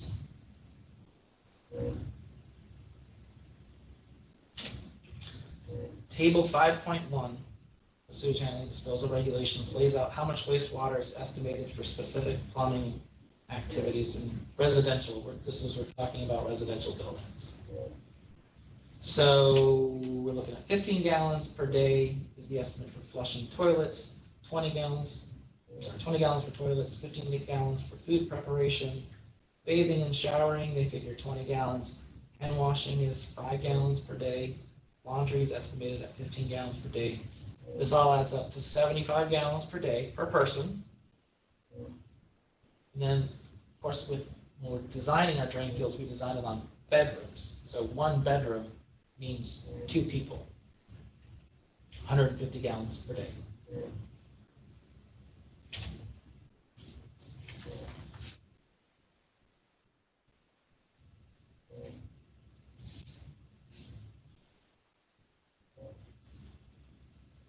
So we had a GMP 1993-08. I'm not sure if it's still in existence anymore, but it showed, of course, that these are estimates, that the real water usage can be significantly less than the 75 gallons per day per person. But on the other hand, we are trying to build in a safety factor to it, and we're also looking at the biological oxygen demand and the other things. We're not treating water that's going into a draining field. We're treating sewage, with whatever wastes are carried by water into the system.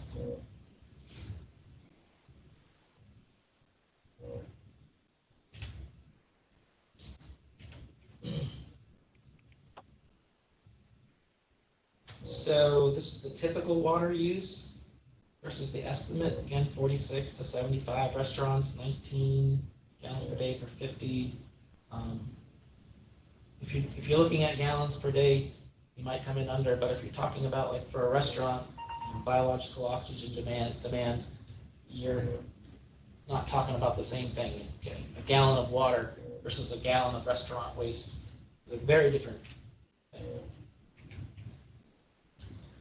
And with that, I will hand it over to Doug. Doug, have I put you to sleep? Are you out there? I am not asleep. I am here. Excellent. So before I let you start your presentation, you can go ahead and get it up if you, or you do have it already on the screen. Excellent.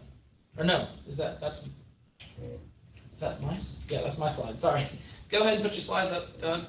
I'm just going to ask if there's any questions out there on anything that I've just discussed.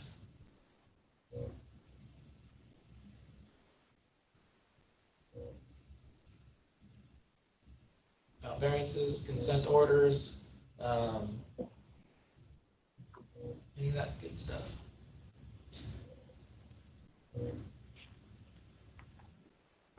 Hearing nothing. Doug Kennedy, our in-state engineer, works in Marcia Deegan's section. We'll do this wastewater characterization presentation. We are honored to have you, Doug.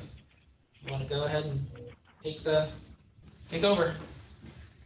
Thank you, Scott. It's an honor to be here, and it's a pleasure to be with all of you. Unfortunately, in these weird times, this would be a lot better in person, or at least I hope it would be a lot better in person. But we have to deal with what we have to deal with. So I'm Doug Kennedy. I'm coming to you virtually today from my office in Abingdon. So I would hold on just a second, please. Do what? It's freezing. You didn't bring a sweater again, did you? It's right above your desk. Mm-hmm. Oh, I'm sure it's nice and warm. Mm-hmm. Not good. So I'm trying to figure out. I'm still here. I'm trying to figure out when I brought my presentation up. I'm trying to figure out where my chat window went. Oh yeah. So if you can't see it, I can monitor the chat as we go. If you want me to let you know if there's a question. Oh, okay, I've got it now. I've got it. Good. Okay. All right. Sorry about that. I'm a little bit unfamiliar with this particular platform, so I appreciate your patience. So as I was saying, I'm Doug Kennedy. I'm coming to you virtually today from my office in Abingdon, Virginia. And for those of you who may not know, Abingdon is in southwest Virginia, and I'm about 2 hours southwest of Roanoke. So I'm probably just about as far from you as I can possibly be, for most of you anyway, and still be in the state of Virginia. So, but I work with the health districts in the western part of the state, and that stretches really basically from D.C. and the suburbs of D.C. to the cold country west of Washington County, where I live. My primary job responsibility or role within the health department is to assist the health districts and the local health departments with primarily technical issues related to the on-site wastewater systems and really the single family home wastewater discharging systems, the systems that have general VPDES permits. So my official job title is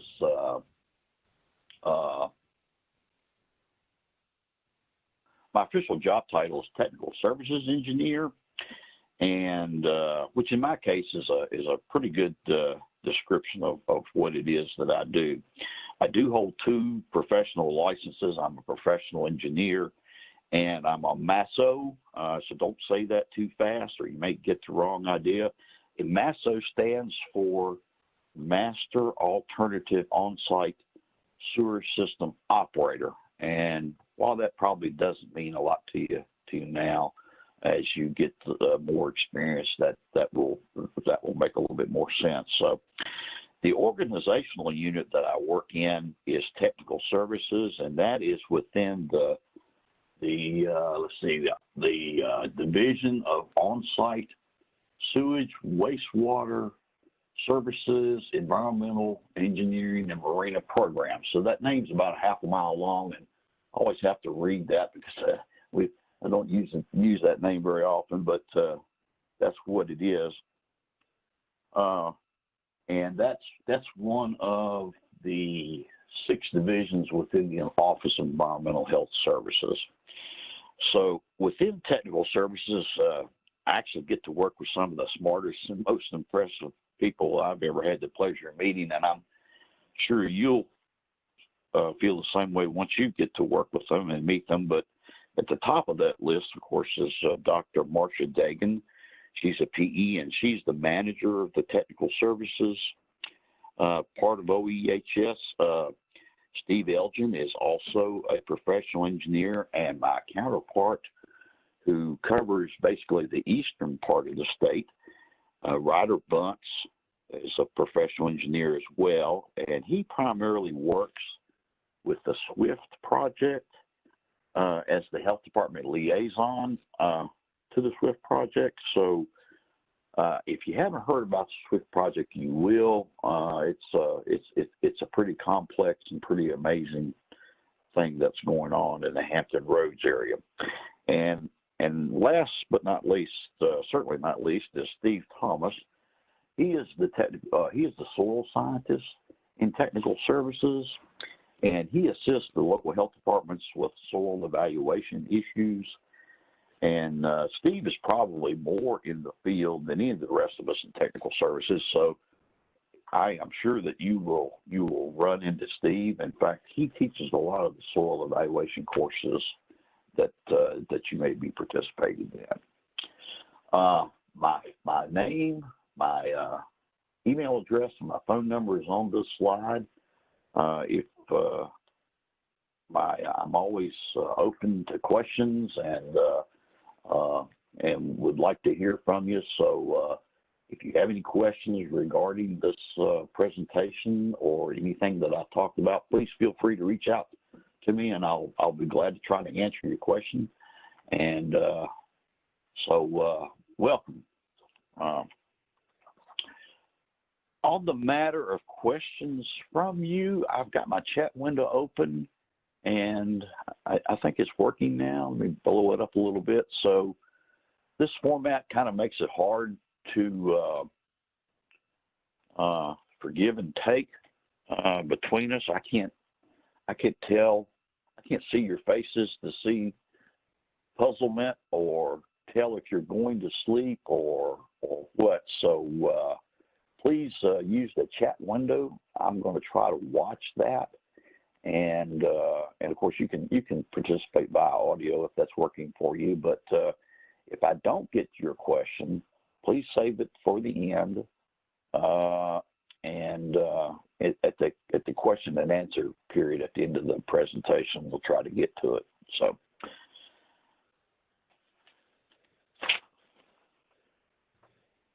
in order, excuse me, I got to remember to switch these slides.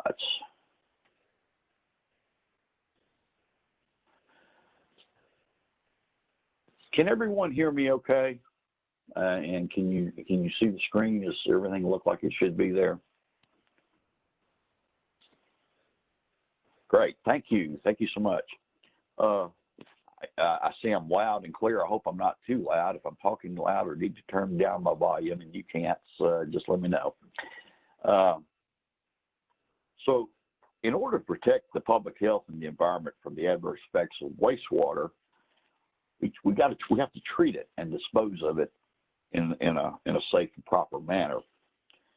The endpoints of our treatment process are pretty well defined for us by the regulations. In the on-site sector, we basically have to achieve one of three different endpoints for treated wastewater quality. Those three endpoints are defined as septic tank effluent, which is the lowest level of treatment, TL2 or treatment level 2, and that basically implies a BOD in suspended solids of 30 milligrams per liter, and BOD in suspended solids is a measure of wastewater strength or quality of wastewater. Or the third level is TL3, which is a lower BOD level, BOD in suspended solids level of about 10 milligrams per liter. So which of these endpoints that we are required to meet is based on the individual characteristics of the system, like its location, its separation to groundwater, and things like that. So we also have to deal with nutrient removal. And in Virginia right now, nutrient removal requirements are really limited to nitrogen for on-site systems. So it is, nutrient removal is also dependent on individual characteristics and the location of the system, with discharges in the Chesapeake Bay watershed generally more stringent than elsewhere in the state. So we know what we have to achieve, and that's defined for us by the law and the regulations. But in order to be sure that we've reached that endpoint, we really have to know where or with what we're starting with. So we need to know the character of the wastewater we have to treat in order to ensure the process design that we review and approve is appropriate. So why are we concerning ourselves with characterizing the wastewater? It's in order to get where we have to go. And to do that, we have to know what we're starting with.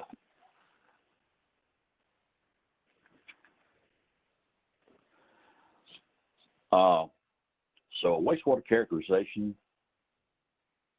is simply defining what is delivered to the wastewater system for treatment and disposal. And we can think of that in two different pieces, defining the quantity of the wastewater in terms of how much and when, and the quality of the wastewater. The processes that we select and use for treatment and disposal depends on the treatability of the wastewater, its characteristics, the raw wastewater characteristics. We need to know the contents, the concentrations, and in some cases other chemical, biological, and physical characteristics.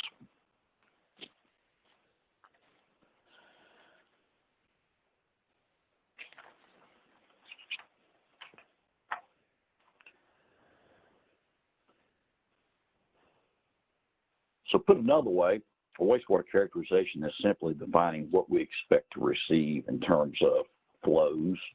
And we're talking about flow rates, which is really a volume, the volume we can expect over a given period of time, and the content of the wastewater, which is the constituents, the concentrations, or other characteristics. And with the flow and the content, we can actually come up with an estimate of the loads or the mass of the pollutants that we have to treat and remove. So really load is a measure of the effort needed to treat the wastewater. Any questions about that?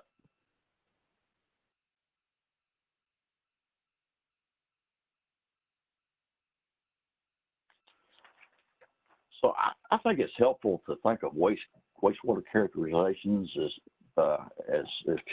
consisting of basically two different types,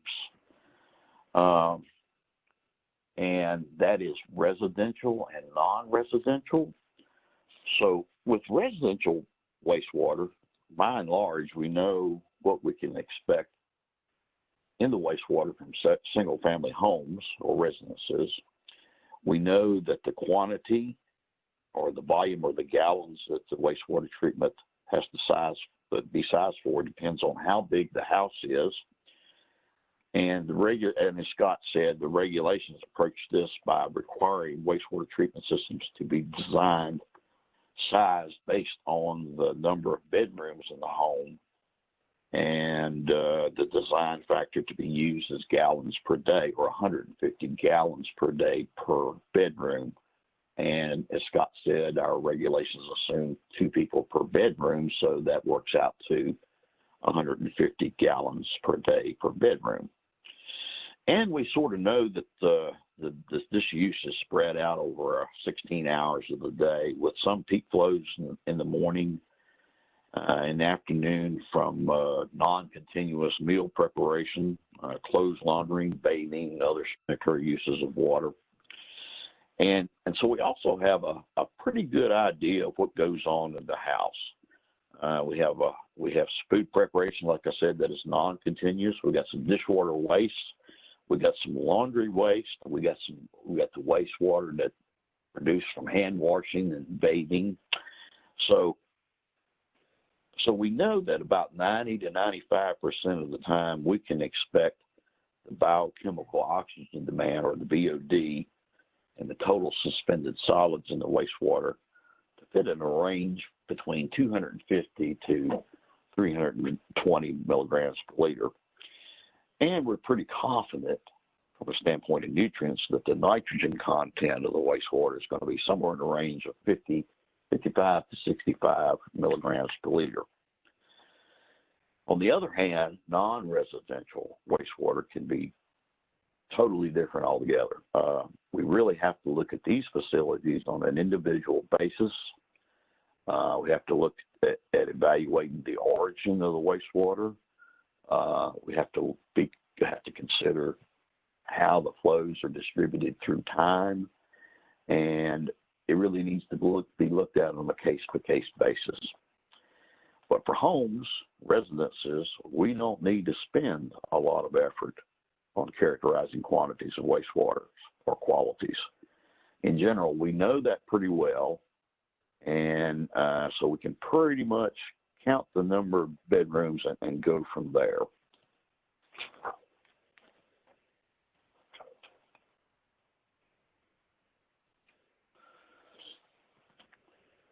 Flows, like I said, let's think about a way to describe flow quantities.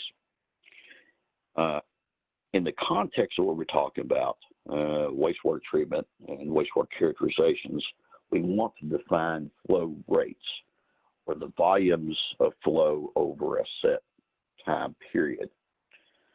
In general, we want to define the average number of gallons per day as a design criteria for the treatment system. So let's do a quick example. Say you get an application for a wastewater system to serve a single-family home with 3 bedrooms. As Scott said, we know in reality that a home will typically use somewhere in the range of 270 gallons per day, or roughly 90 gallons per day per bedroom, and that can vary. But our regulations prescribe a flow rate of 150 gallons per day per bedroom. So according to the regulations, the system has to be designed for 3 bedrooms times 150 gallons per day, or 450 gallons per day. That's the size of the system. That's the size of the system required for a 3-bedroom home. So the difference between the 450 gallons per day required design and 270 gallons per day or so, roughly, the actual design, the ratio between those two numbers is 1.7 in this case. So the 1.7 is considered a safety factor. So throughout our regulation, safety factors are built in there, and those are there to account for uncertainty. We can't predict with total accuracy exactly what flows will be from a home or from any place, but we make use of safety factors to give us a little bit of breathing room and to make sure that what we design is going to work. In non-residential systems, there is a greater uncertainty in the predictions of wastewater characterizations. And I'm fond of saying that the greater the uncertainty that you have in your ability to predict what is going to go on in any given location and what will actually be there, the greater the uncertainty, the greater the safety factor should be. So in the formal wastewater characterizations prepared by professional engineers for non-residential systems, these safety factors are just as important and must be considered by the design professional as they are in our regulations for residential systems. So some other peak flow rates that may be pertinent to the design of non-residential systems. There's some other peak flow rates that may be pertinent. So, for example, maximum gallons per minute is an appropriate consideration when you're sizing the pipeline portion of the project. Gallons per week is generally important when you are considering flow equalization, when the usage patterns repeat on a weekly basis, and for example, like for a church or something like that. So that's a brief overview of safety factors and the reason for our regulations being written the way they are.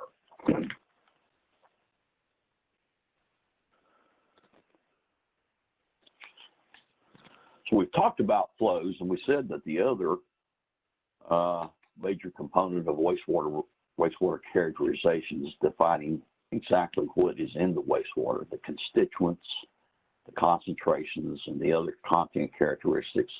And that leads us to estimate the loads that the treatment system and disposal system has to deal with.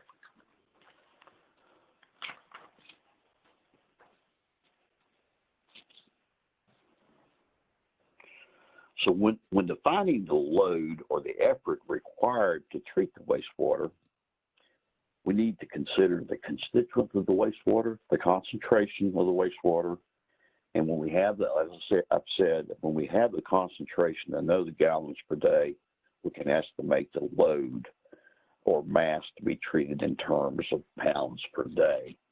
So the load is a term that really means the effort required to treat. The higher the load, the more robust the system has to be. The more stringent your effluent limits are, of course, the more robust the system has to be. So pounds per day are the standard units which are listed for manufactured treatment systems. You will see many homes and many non-residential systems make use of manufactured treatment systems, and the pounds per day that these treatment systems are able to treat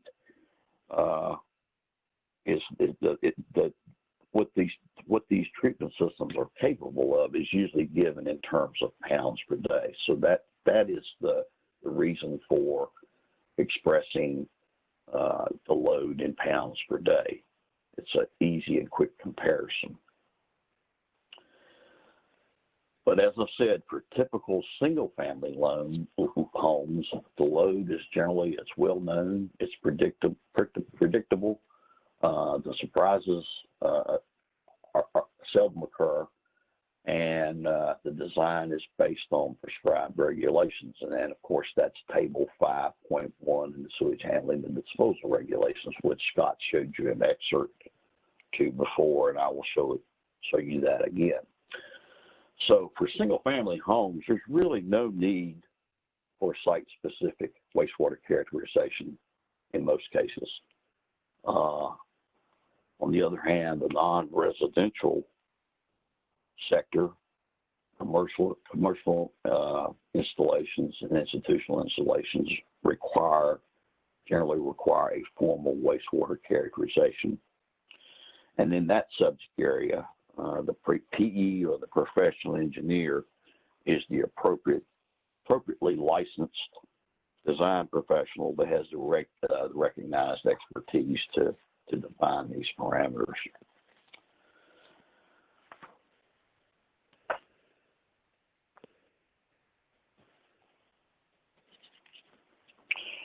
For non-residential systems, it's always helpful to actually sample the wastewater or similar wastewater stream to identify the constituents and concentrations. But often that is not possible because in lots of cases, a similar facility doesn't exist, or the system is new and doesn't have any data associated with it because it's new. So in those cases, a designer may have to rely on published sources of information.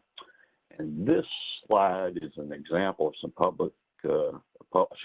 some published information that applies to residential wastewater. I think I got this from EPA, who in turn adapted it from some previous studies that are footnoted at the bottom of the table.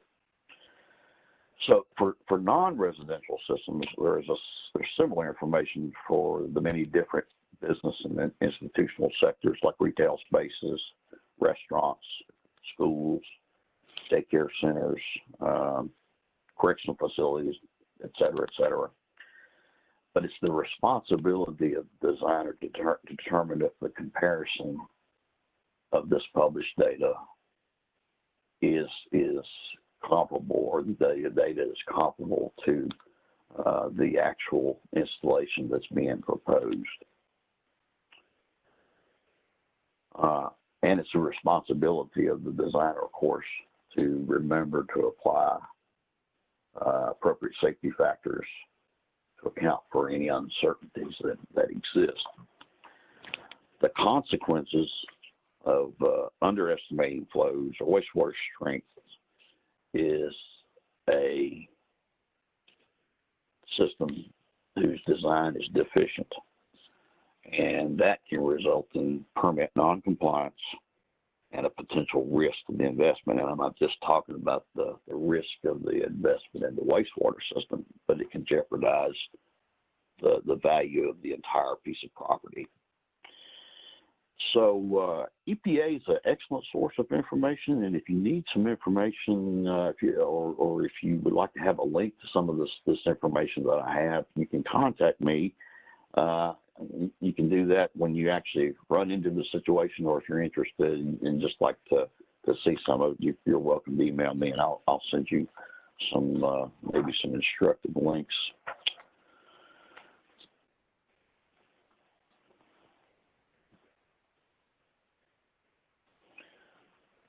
Now, primary source of information is our regulations. This is the excerpt from the Sewage Handling and Disposal Regulations that Scott showed.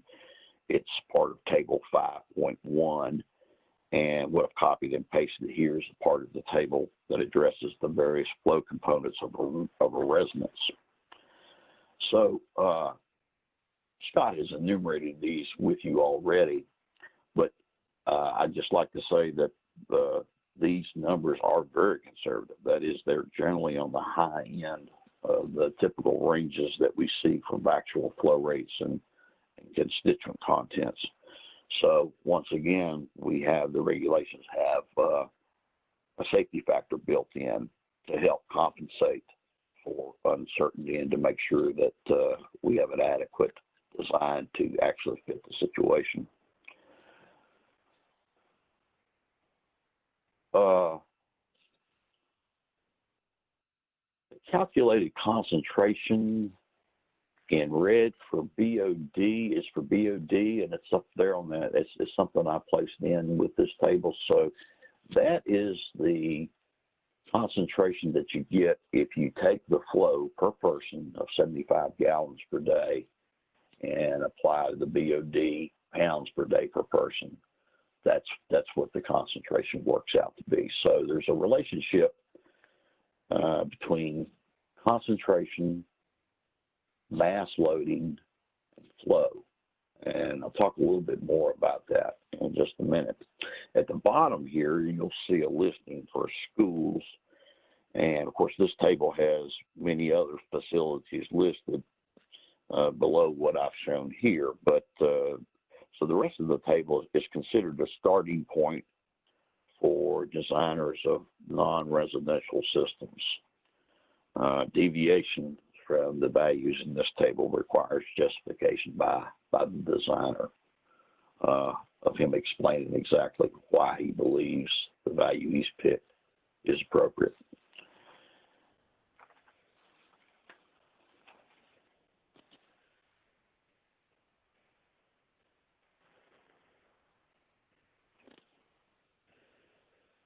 There's another representation of it's very similar. So Scott talked a little bit about the 10%. So it's not important that we try to quantify exactly the values that we're going to hit or can expect. We need to be in the ballpark, and these numbers here are in the same general area as what I've shown before. BOD is typically 300. Total suspended solids is 300 milligrams per liter. Fog, which stands for fat, oils, and greases, is 100 milligrams per liter, so we can generally expect in residential wastewater. Fats, oils, and greases need to be kept out of systems if at all possible, because they are one of the biggest reasons that on-site systems fail, especially in non-residential applications, like for restaurants and any places where there's a high degree of food preparation. If you don't get the fog out, the fats, oil, and greases, if you don't prevent it from getting into the treatment system, it's really going to cause you a lot of problems. Bacteria, I think 10 to the 8th. This is 10 to the 8th works out to like 100 million bacteria per 100 ml. That's typical. And this particular graph indicates 50, maybe a little bit on the low side for total nitrogen, and 10 milligrams per liter for TP. That stands for total phosphorus.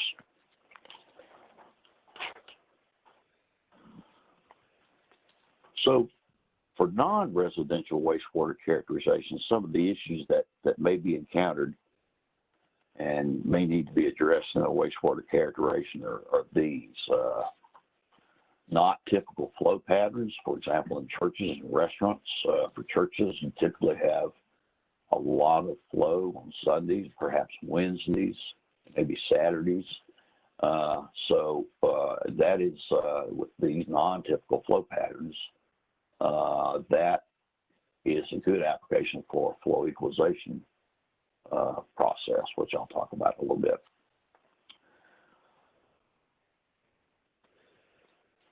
Other issues that may be encountered is the not typical fractions of black water or gray water or other constituents.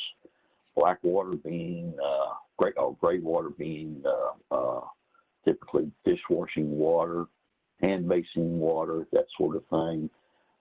And locations where you see different percentages of black water and gray water. Black water, of course, being more difficult to treat than gray water, would be at laundromats, dental offices, restaurants. So that's something that should be considered. Places that don't have typical waste strengths, typical in terms of residential waste strength are breweries, slaughterhouses, and restaurants. Breweries in particular have been a problem in the past because alcohol waste is very high in BOD. Beer, wine generally has BODs 30 to 50,000 milligrams per liter or higher, which is about 10 times the normal strength of residential wastewater. So in order to adequately treat brewery waste or restaurant waste or waste from slaughterhouses, you have to take into account the higher wastewater strength and make sure the treatment system is designed to handle that. There are also wastes that that are a lot more difficult to treat because of their content than residential wastewater, and typically we see those at healthcare facilities, from funeral homes, and once again, restaurants seems to make the list here.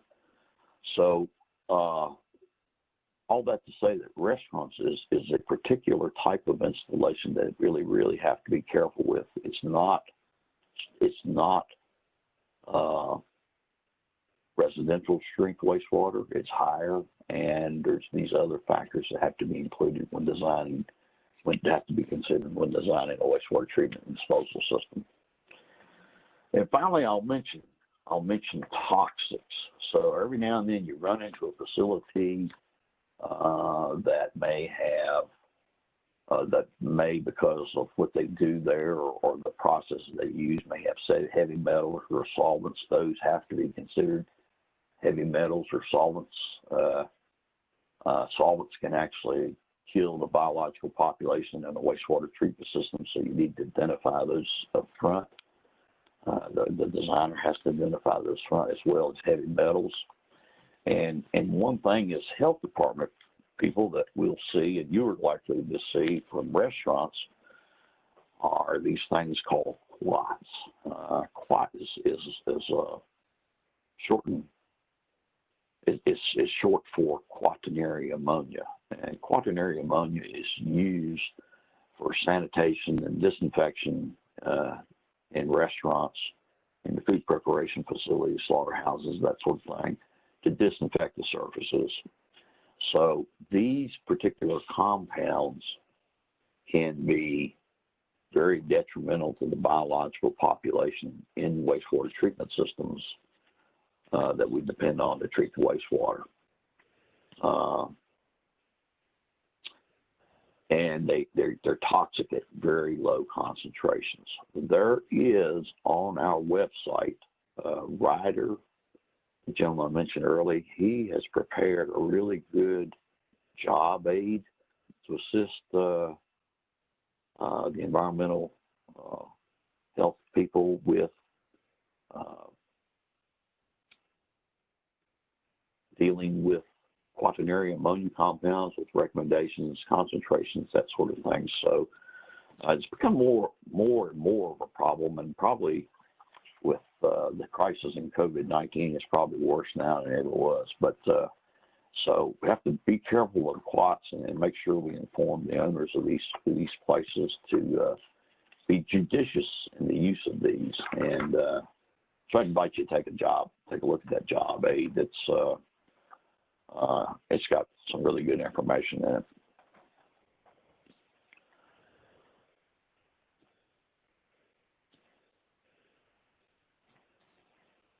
A little bit about data sources. When you don't have a good source of data or identifying a good source of data is crucial to doing a proper wastewater characterization. Water use data, some sources of the information from there can be actually production or billing records for the amount of water, because we know that most of the water that is used in the system, it ends up carrying the wastewater, and that's what we are concerned with, is the quality of the wastewater that enters the wastewater treatment plant. Sampling can be helpful, and when there is not an existing, when you're dealing with a system that's proposed, or when a designer is dealing with a system that has been proposed, that doesn't exist now. Sometimes a similar facility can be found, and you can get do some sampling or get some data from those. As I've mentioned, there's published wastewater characterization data out there. You have to be cautious with that because it needs to be peer reviewed and really published in a good publication to make sure that it is valid. So US EPA, the State Water Environment Federation, the consortium of Institutes for Decentralized Wastewater Treatment, that's the CIDWT reference. And of all places, Tennessee Valley Authority, these places have some excellent references on the character of wastewater. And in particular, the CIDWT, the Consortium of Institutes for Decentralized Wastewater Treatment, have an excellent glossary that people new to the field can really make use of. It pretty much standardizes the terminology that we use and all the acronyms, so that can be really helpful. And of course, the experience of industry peers, anecdotal evidence, just talking with people that are experienced with a particular type of system that's being considered is a good thing for a designer to do, to get some information.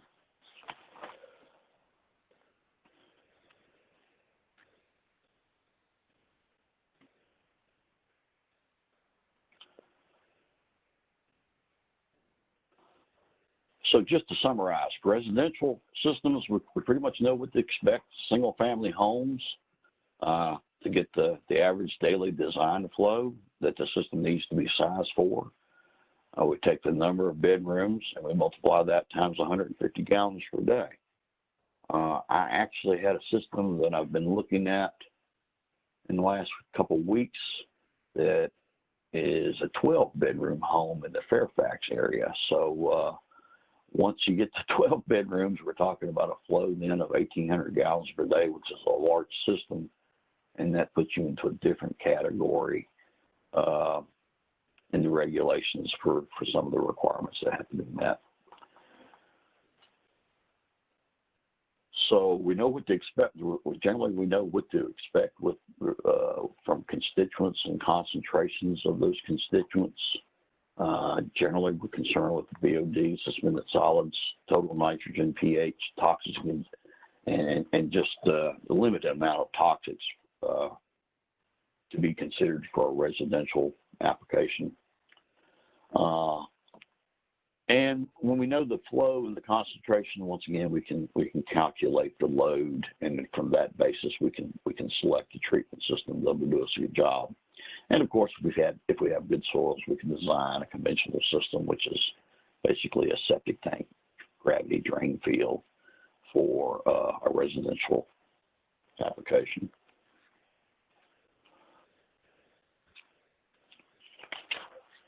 So wastewater characterizations are simply defining flows or rates or volume over a time period, identifying the constituents and determining the concentrations or estimating the concentrations. And from that, we get a load or the mass.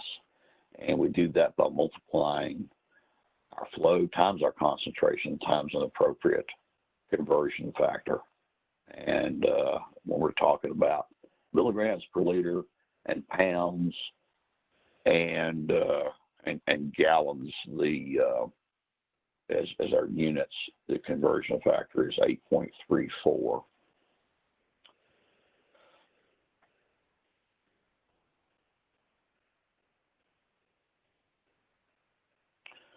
So another tool that we can use to help us with wastewater characterizations is utilizing the concept of mass balance.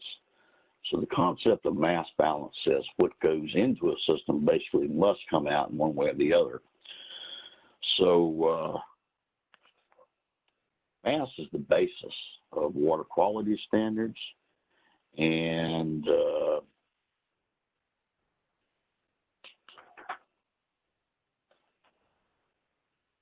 and the way treatment capacity for treatment processes are listed.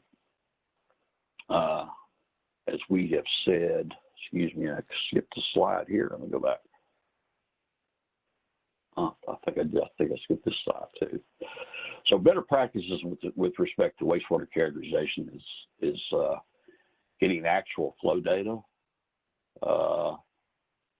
and getting monitoring data if it exists from operation reports, getting samples, and you need to consider the difference between graph samples and composite samples. Composite samples are collected over a period of time and in proportion to the flow volume.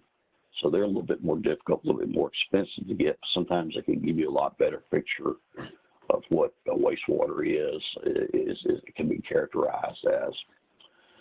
Discussions with the owner and review of the building and the plans for a proposed building is always helpful. Discussion with operation personnel to actually get an idea of what's going to go on in the building, and a walkthrough of the facility. I always encourage designers to walk through the building and really to get a firm foundation for their estimates, just to make sure that what they're being told does make sense. And of course, we need to be conservative with our estimates, and our safety factors have to be based on uncertainty, on the uncertainty of our predictions.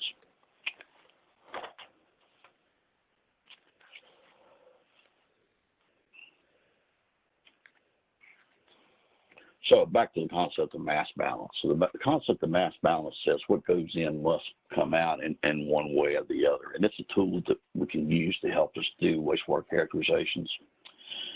So the mass, as I've said, is the basis of water quality standards and treatment, the listed treatment capacity of most treatment processes, manufactured treatment processes.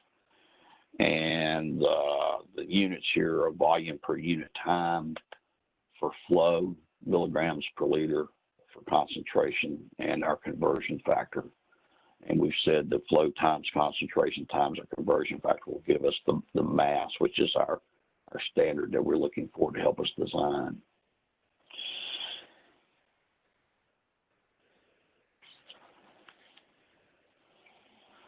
And we can extend this concept to some other characteristics that may not be measured in the same units.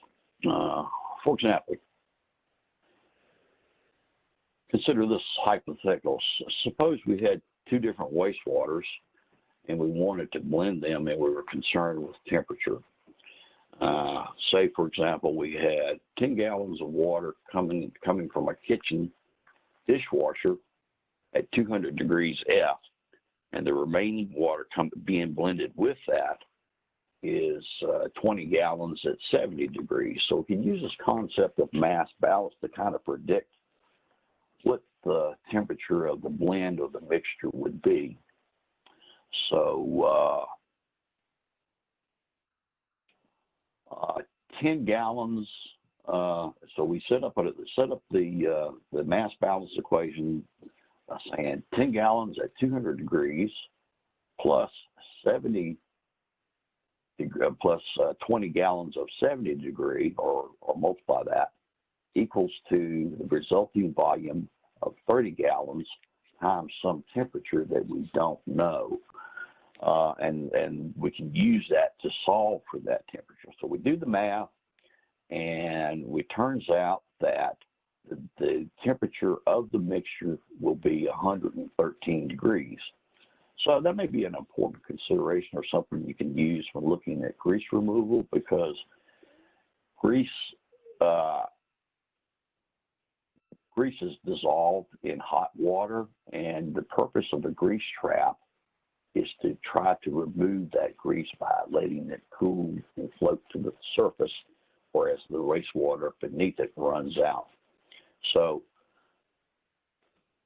this kind of gives you, this mass balance concept kind of gives you an idea of how mixing can influence a wastewater characteristics.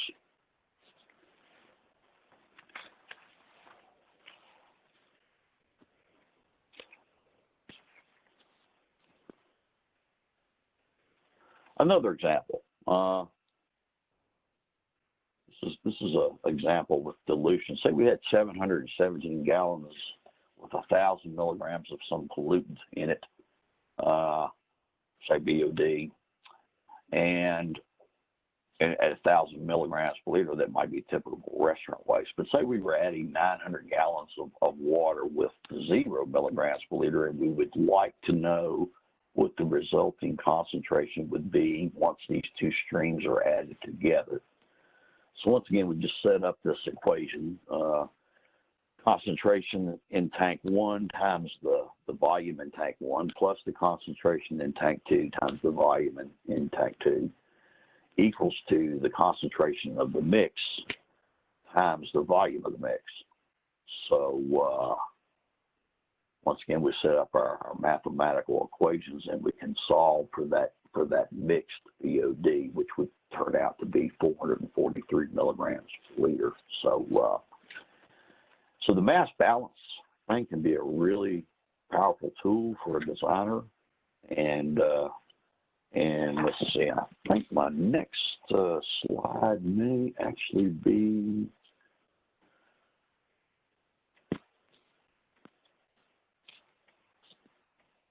yes. This is a tool that I make a lot of use of. It's called the Davidson Pie. So I made this simple little Excel spreadsheet that I use to try to help visualize the relationship between flow and concentration and mass. And like I said, it's called the Davidson Pie. And I think this teaching concept was really born in California, but nevertheless, I find it useful. So on the upper right-hand side, we see our circle, and it's divided into basically pieces of pie. And the way this thing works is that the pounds per day at the top is equivalent to the milligrams per liter times the flow in terms of million gallons per day times the conversion factor, 8.34. So if we can remember that relationship, we can take, if we know all of these values with the exception of one, we can solve for that value. And that's what I've done on the left-hand side of the column. So if, for example, if we wanted to know pounds per day, it's simply milligrams per liter times 8.34. And I've built into the spreadsheet a conversion factor that takes gallons per day and converts it into million gallons per day, which is the units that we need to solve this thing. And actually what I've got plugged in there is what I showed before. It's 0.2 pounds per person at 75 gallons per day will give you 320 milligrams per liter. So the way this works is you put the values in the cells in yellow that you know, and the spreadsheet calculates the values in blue, and the value in pink, of course, is a conversion factor that stays constant. So I've got this set up to solve to give you mass if you know concentration and flow. The second block is to give you concentrations if you know flow and mass, and the last is more of an unusual situation in which it would give you gallons per day if you know the load or the mass and the concentration. So, like I said, I find this useful, and I've shared it with a lot of the health departments I've worked with and people there. So, if you'd like to have a copy of that, let me know, and I'll be glad to send it to you. So, it's a real handy way to visualize the relationship between mass, flow, and concentration. So if you can remember the pie, it would help you remember how to do all of that. It's simply the top is equal to the three things in the bottom, and you can rearrange the values to give you the value you don't know.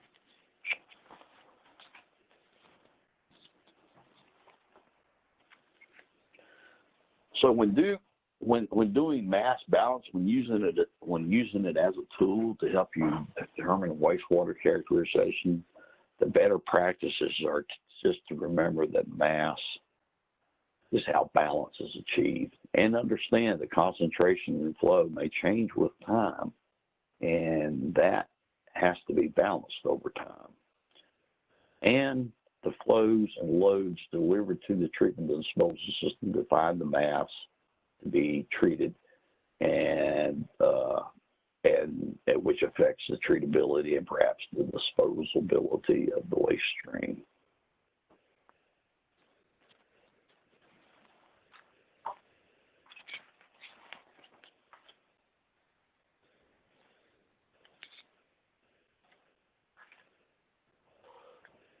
So now what I'd like to do is talk a little bit about flow equalization, which is another tool we've got in the toolbox to help us deal with the adverse effect of peak flows.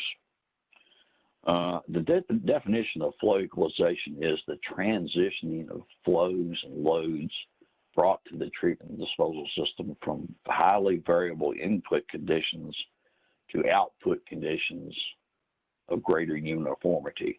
So what we're doing with the flow EQ process is it allows us to even things out, which gives us a lot of advantages, and I'll describe those in a second.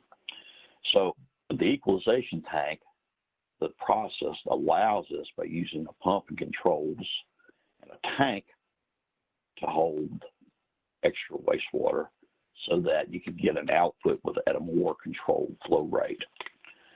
And of course, an equalization process in general consists of a tank, pump, and controls, and maybe even some aeration. So if you're holding it for so long, it starts to give you odors. The aeration will help to mix and help to control those odors.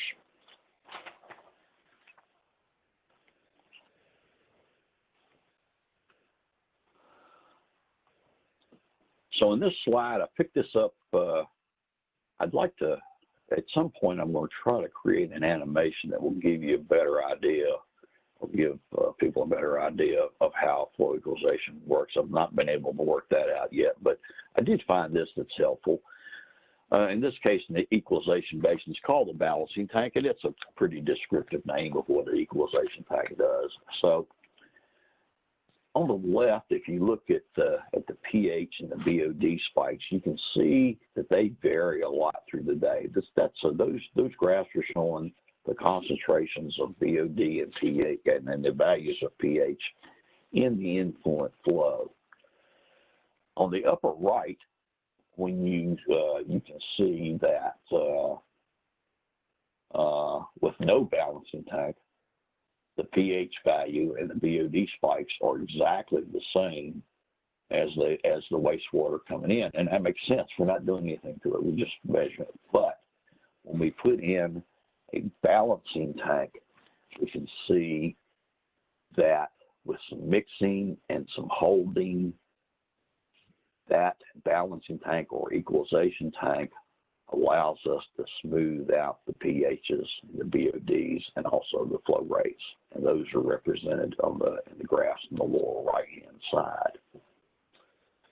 So the way this works is you have a pump that basically delivers more or less a constant flow rate out of the balancing tank or the equalization tank into the wastewater treatment plant.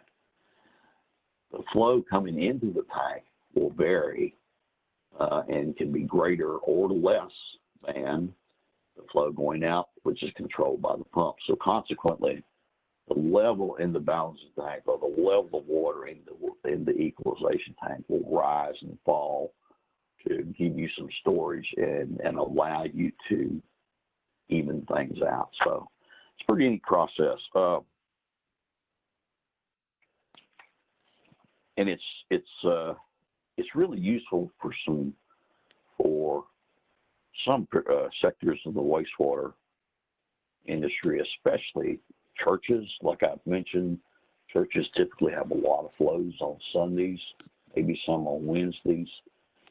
and weekend venues. So we see a lot of wineries, breweries, wedding chapels these days, even where the main part of their flow is going to happen on a Friday or a Saturday or a Sunday. So what they can do is to capture that flow in a big tank, but yet meter it out into the system at a much slower rate. And of course, the disadvantages of the flow equalization is the extra tank and the pump and the controls add some cost to the system and add some energy, add some capital cost and add some energy cost. But it adds some operational complexity. And of course, it's another basin you have to worry about dewatering and getting the solids out of. But the advantages in a lot of cases far outweigh the disadvantages. We could, by using flow equalization in the circumstances I've described, you can actually decrease the capacity of the treatment system, and that can save you lots of money. And by decreasing capital costs, operational costs, and energy, you can also decrease the area required for the soil treatment system, because we know that the soil treatment system has to be sized based on maximum daily flow. So if we can reduce that maximum daily flow to something more even, we can actually use less soil and take up less area, and that saves money on land and installation. And another big advantage of flow equalization is that it will increase the stability of the incoming waste load to the treatment system, and in doing so, improve the waste treatability, the system operability, and the general efficiency of the treatment system. So it's a really powerful tool that we can use in a lot of cases, and to help us improve or make things less expensive and improve operational efficiency as well.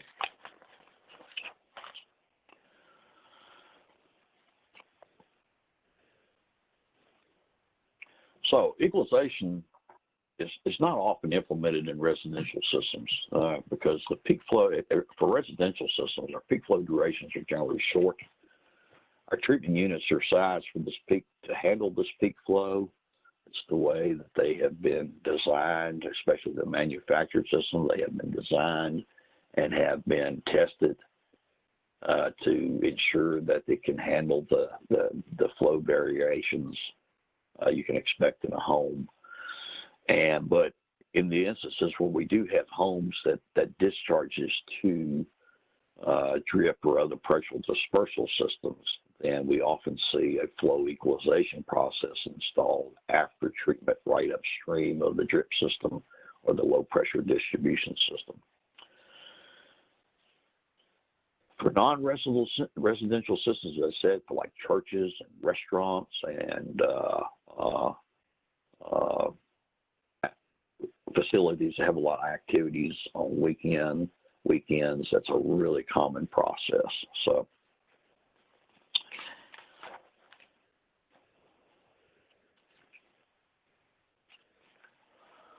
So the better practices of employing flow equalization is to place EQ ahead of the treatment unit when variabilities of influent quality and quantity need to be stabilized.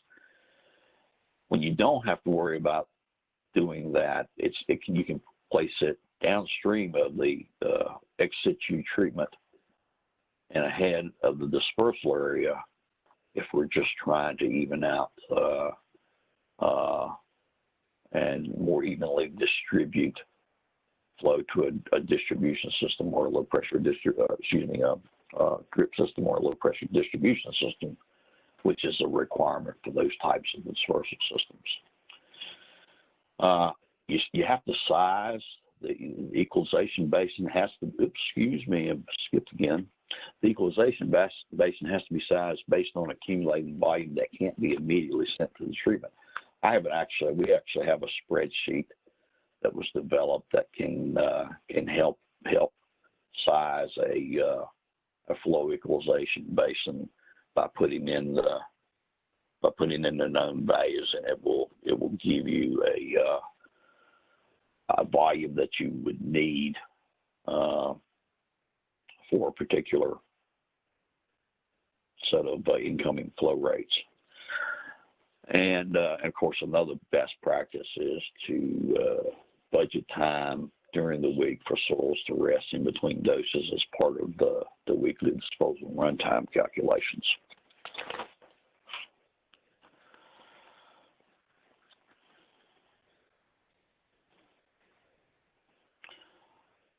So kind of what we've talked about today is, in summary, we've talked about waste characterizations, talked about how to determine flows and loads, why that's important.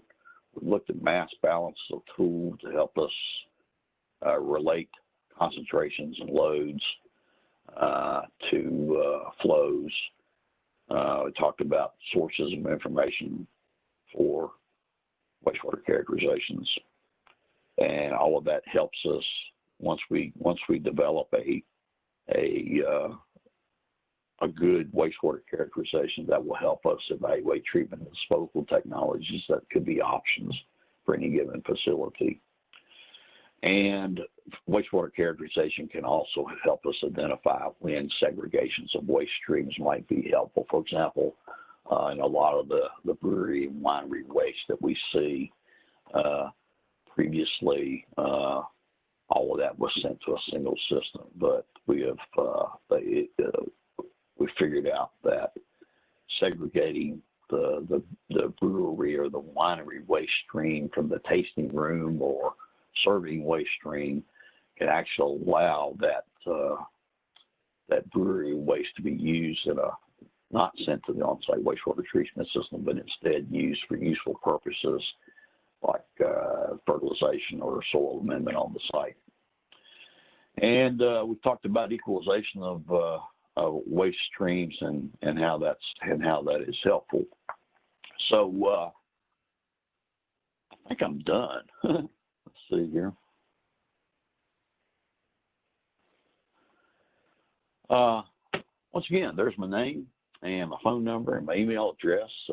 If you this has really just been an introduction. So, but if you think that we or that I or anyone else in technical services can be of assistance in dealing with technical issues that you may encounter in your job, please let us know. And with that, I'll shut up and ask for any questions.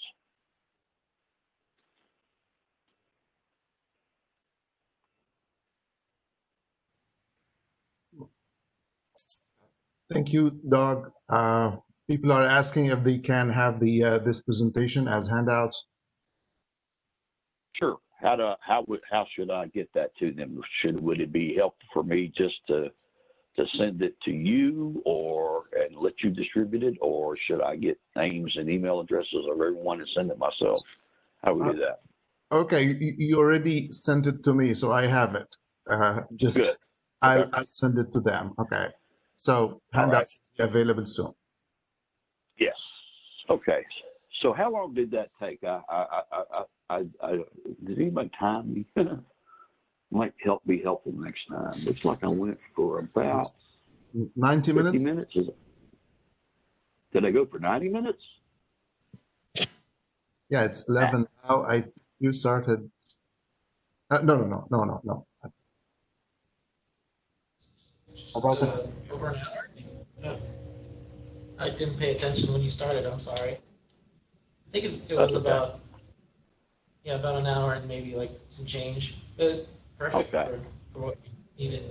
Well, great. So yeah, I try to rehearse these, but when you actually comes to presenting, it's a little bit different than when you rehearse. So just curious. I meant to time it myself, but I didn't. So thank you for that. So I hope all that was helpful, and good luck to you all. Hey, Doug, I had a question. Sure. Yeah, go ahead. I posted it in the chat box. Okay.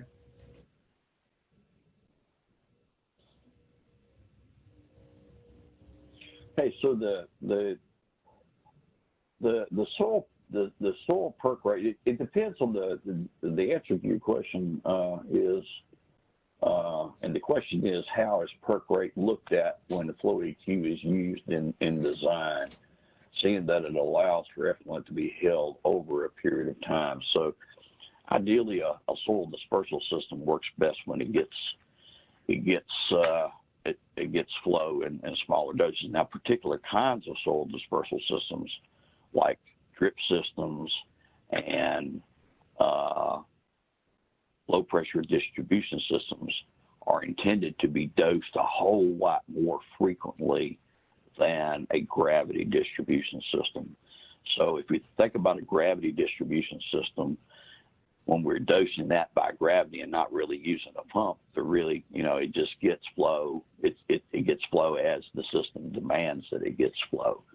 Sometimes we employ an enhanced flow regime wherein we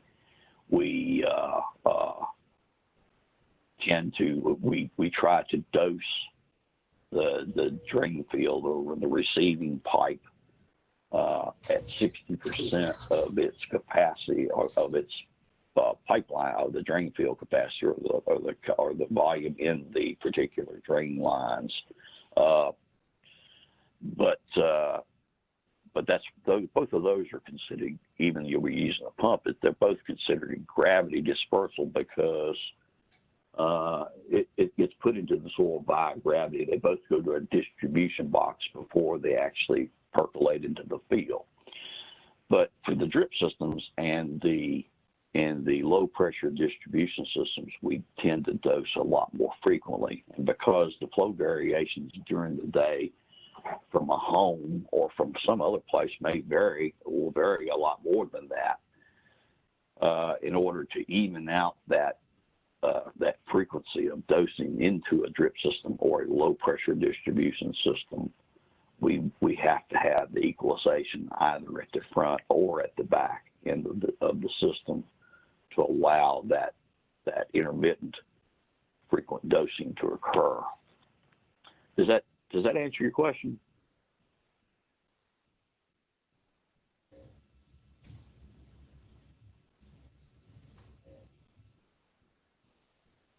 Okay, for the most part. So once again, feel free to correspond with me if you got some more specific questions. And I may not have the answer, but we'll try to figure it out.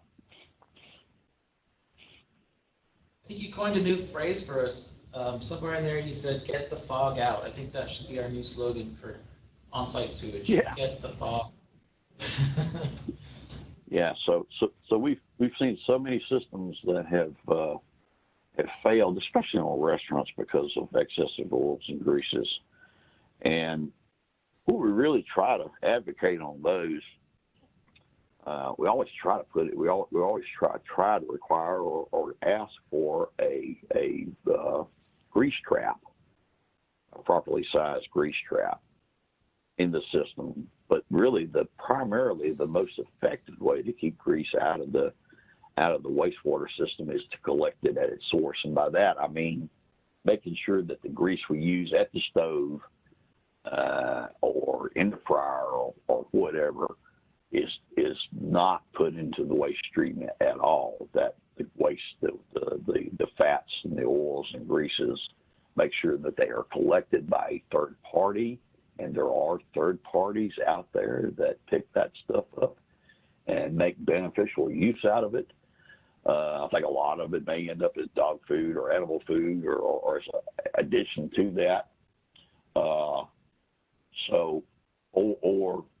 And we also really try to emphasize that food waste shouldn't be put down a garbage grinder, but instead should be disposed of with solid waste whenever possible. So it's the food waste that really can increase the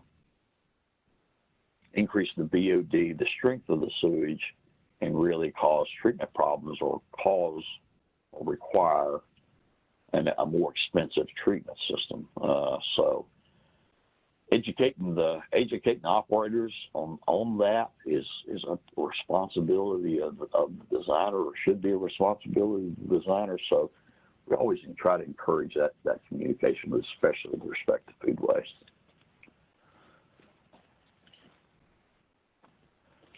Education, education, education. Yeah. Let's get out the fog. So just everybody keep in perspective, if a lot of this was new to you and all the calculations and all that, if this is introductory, you know, you'll have ample opportunity through your careers to pick up more of this stuff, you know, more of the information, you'll see more of these calculations and stuff like that. And then of course we've got, you know, you're starting off with a COSE, conventional on-site system license. Hopefully you'll make it to the AOSE, alternative on-site soil license. Someday maybe you'll go up to a 4C position at the health department, a technical environmental health specialist, and then, you know, you'll always have the great team that we have, you know, Marcia, Steve, Doug, to help us out with all these engineering things, and they've always been great. You know, if we ever have questions, no question too small, no question too big on these engineered systems for, you know, they've always been great resources. And thank you, Doug. Thank you, Scott.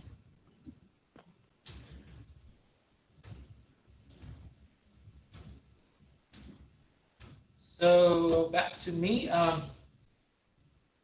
I've had a chance to look at the emails a little bit that you guys sent on your vacation dreams. We had some mountains, we have Europe, island, and various islands where people want to go. Of course, a couple people had trips that they had in the works that they planned, but they had to cancel, unfortunately, because of the situation we're in. So a great variety of different vacation ideas. And then New England, Maine, Nantucket. We had 3 people for New England, which that's near and dear to my heart because I grew up in Maine. It does kind of, it's I'm really missing getting back up there, and especially in the summertime to get back up to Maine and enjoy some beautiful scenery and the lakes and all that good stuff. I'm not a lobster fan, unfortunately. I know everybody thinks it's a crime that I'm from Maine and I don't eat lobster, but you can buy lobster at McDonald's there. Like, it's just so prevalent and cheap when you go up to Maine. But anyways, the point of that exercise was please check in. If you didn't send me an email, you know, vacation, where you'd like to go to vacation this year if COVID didn't exist, or just send me an email. Let me know that you're here. Just check in with me and so I can give you credit for taking the course and everything if you haven't already. We go back to presentation mode here.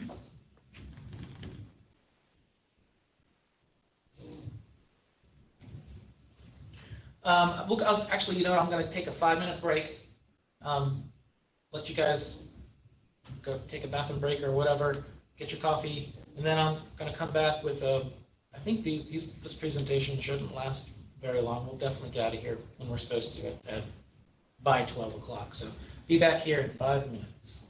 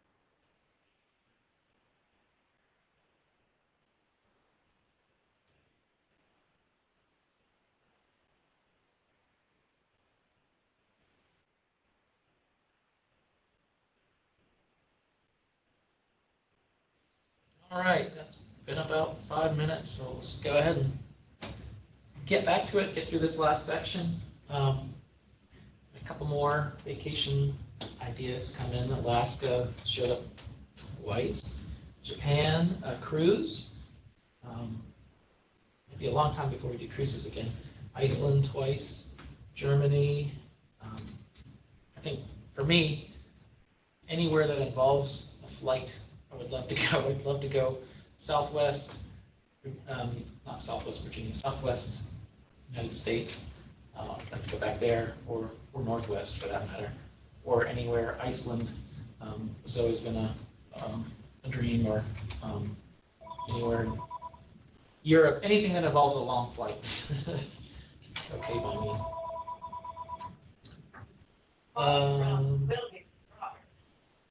Somebody's line is open.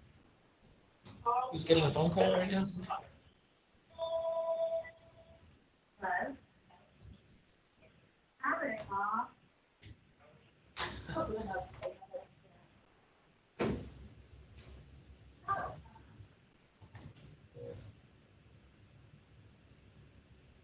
Okay. Okay.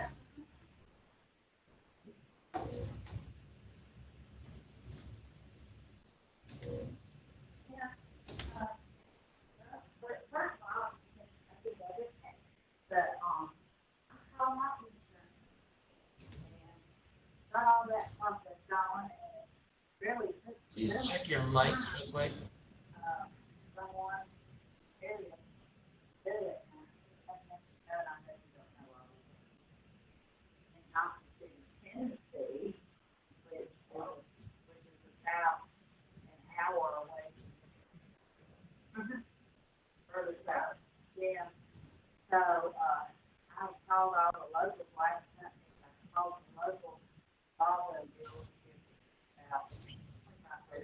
Sam, are you still out there?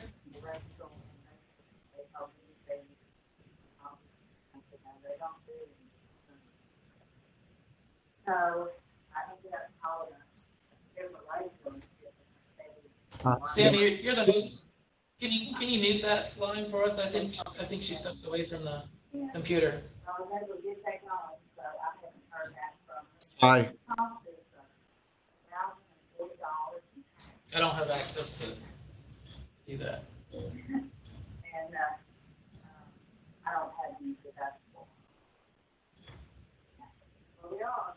Anyways, keep moving on. We're going to talk about a couple of drain fields, sewage disposal systems that are in the regulations, and we've got a couple of GMPs about. The first is the yes, Sammy, can you mute that? I'm trying to mute all unmuted microphones, but I can't. It's VBF29384, if that helps.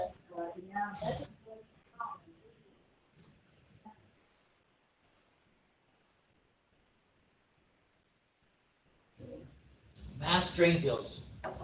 Of course, Doug touched on these a little bit. Mass drain fields are sewage disposal systems. They can discharge septic tank effluent or secondary or third, depending on the design, to a single area, sometimes multiple areas. They are needed when the loading rate applied to any acre exceeds 1,200 gallons per day. And some examples of mass drain fields would be schools, shopping centers, restaurants, mobile home parks. Some subdivisions have mass drain fields that they use for their development. Churches can be mass drain fields. If you do the flow equalization, though, sometimes you can cut back on that.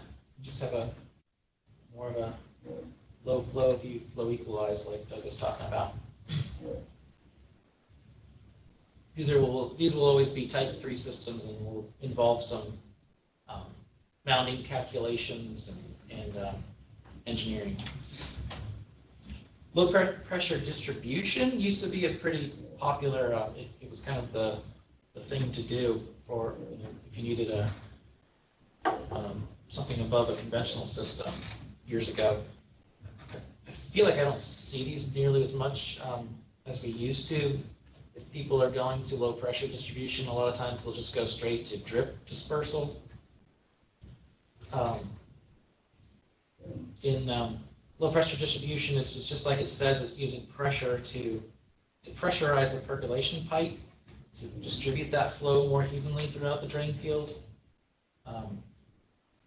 Typically, you have 1 to 4 feet of head required on each, on the distal end of the pipe, so you're trying to make sure that that pressure is pushing through the entire pipe, getting equal flow to each of the nozzles or the holes in the pipe. It's considered unsaturated soil conditions, much like enhanced flow, which we will discuss, and we'll probably discuss coming up in some of the trainings to come. Because it involves pumping, and it's going to involve it would be a type 2 or type 3 system.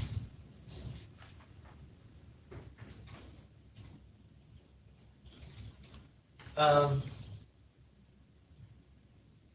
dosing cycle for LBD should be 7 to 10 times the volume of the piping. And again, when you do pump calculations later on, you'll see exactly how this is calculated and how to do this stuff, because for enhanced flow on just type 2 systems for pumping. You have to take in consideration how much of the effluent is in the pipe, how full the pipe is, and so on.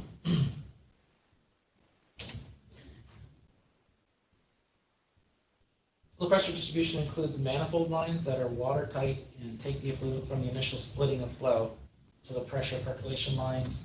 The manifold is sized to provide 2 to 8 feet per second velocity, and it's pressure type pipe that's required, of course, because there's pressure, and joints, pressure type joints. Valves are required whenever necessary for throttling, which is basically to increase or decrease the flow through the pipe. In a valve box, it is supposed to be at the end, supposed to be at the manifold or the end of the lines to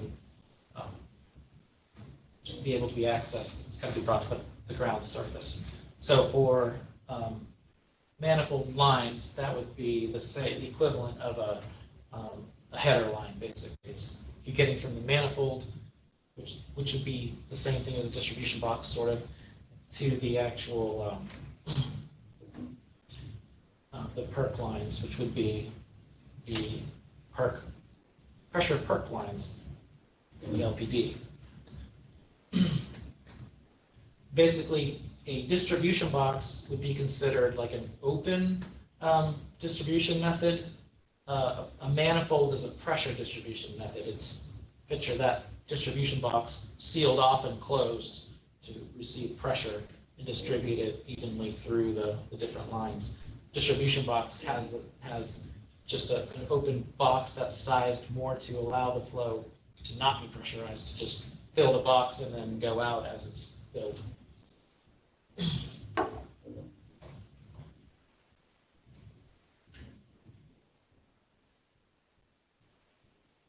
So the pressure percolation lines and low pressure distribution systems are perforated just like they are for the perk lines. They are 1.125 inches in diameter, the lines are, and the holes are 3/16 to 1/4 of an inch and placed 3 to 5 feet apart. The length of the trenches cannot exceed 50 feet. So for a conventional drain field or a type 2 pump, conventional drain field, 100 feet is your maximum. For LPDs, 50 feet is the maximum run on lines.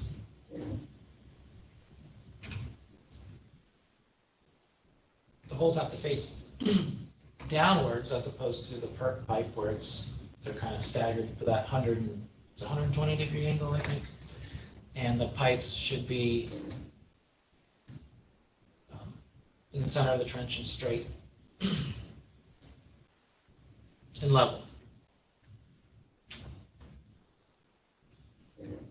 The percent flow variation along the length of the percolation pipe should not exceed 10%. So again, you're trying to push the pressure through the entire system.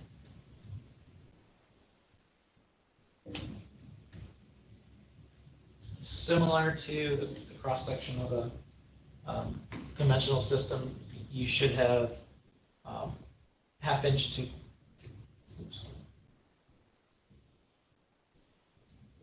3/4 inch truss gravel, and 2 inches of sand can be substituted at the bottom of the trench. So here's the cross-section.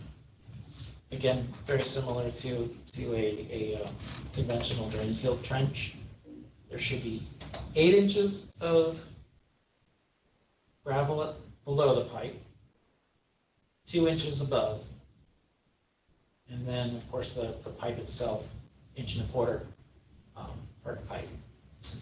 Can anybody tell me, did I say 8 inches? Can anybody tell me a conventional trench, how many inches below the pipe, how much gravel is underneath a conventional trench? Anybody remember?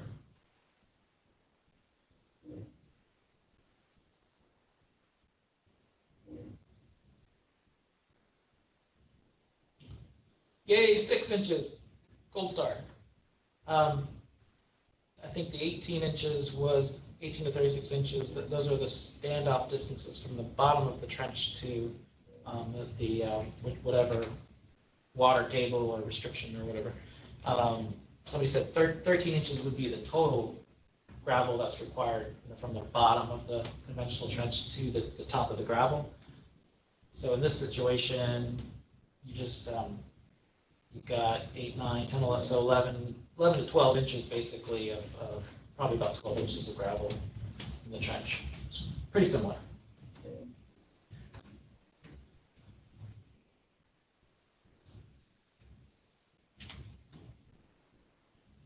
The pressure percolation pipe should never be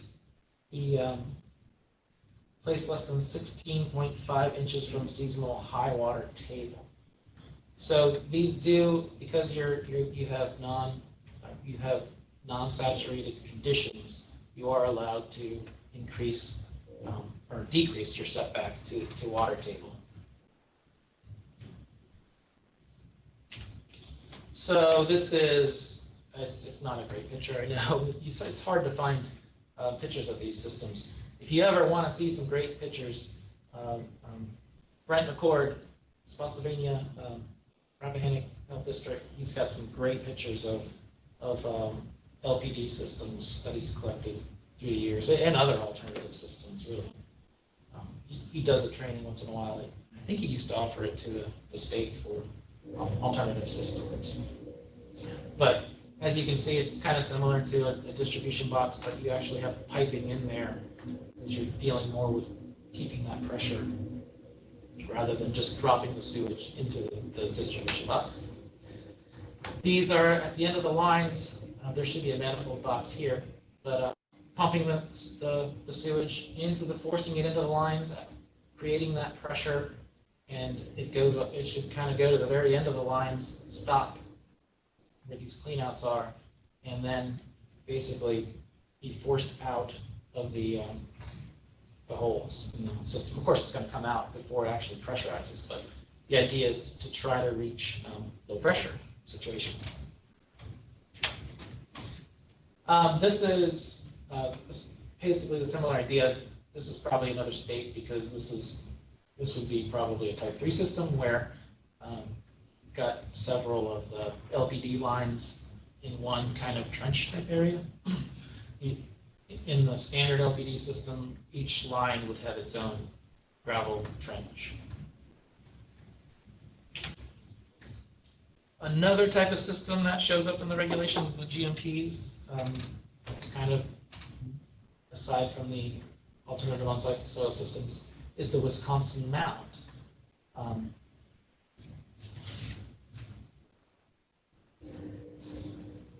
The effluent is distributed to a mound of sand, basically, like you're creating your own soil. This is kind of like you're creating your own fill, your own soil system where you know the sand is going to be able to treat that sewage better, and by the time it gets to the actual ground below the mound, it should be able to perk into that ground where you've had problems better. That's why it's critical below the mound to have that interface that hasn't been compacted between the mound and the natural soil. So the linear loading rate on these encourages very long, narrow mounds. Typically, again, Brent McCord has some great pictures of some very, very long mound systems for like golf courses. Wisconsin mounds, they're always going to be type 3 systems. They're always going to involve a level of engineering to them. This is kind of a picture of a cross-section of the Wisconsin mound. The ground is gently plowed to create a plow layer. Very gently, no compaction is allowed here. Then sand is placed on top of it, and the distribution laterals are placed within gravel or sand inside of the mound system itself.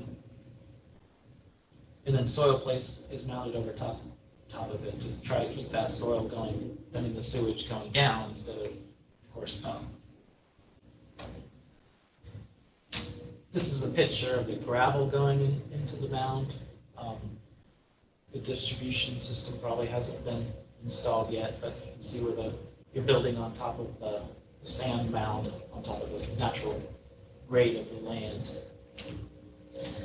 This is the finished product. This is another picture of basically a mound system there. Nice long run with these, trying to distribute that effluent in a nice long area across the landscape. All right, now we're going to talk about the alternative on-site system regulations.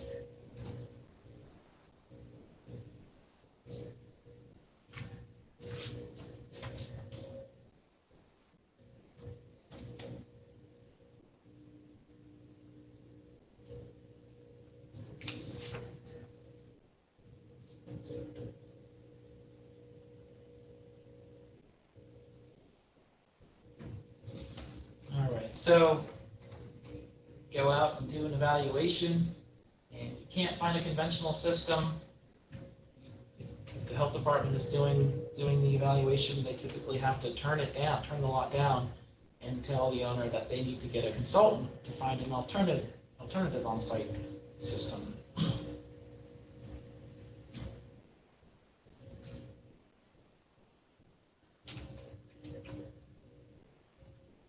Basically, the systems are treating the sewage to a higher standard prior to when it gets to the actual dispersal system.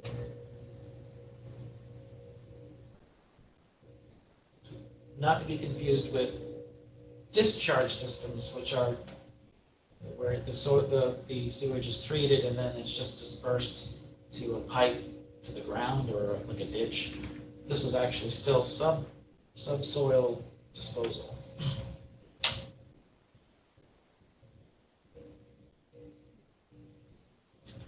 So we've got a whole separate set of regulations for the oversight of alternative on-site sewage systems. The purpose of the regulations: establish the program required for operation and maintenance of these systems. We're recognizing that these systems are not simple like a conventional system. There's a lot of parts, a lot of things that can wear out on them. They're going to need regular monitoring and maintenance with them. Also, we're establishing performance requirements for AOSS. AOSS is with the regulations. We talked about that earlier. These regulations, the systems have to meet a specific end result. They can use various different treatment systems and dispersal systems to get that result. They have to meet a certain standard for the actual, when the sewage comes out of the pipe into the soil. We also recognize some different setbacks for AOSSs because of their design, and horizontal setbacks specifically. And of course, the regulations are there to protect the quality of surface and groundwater.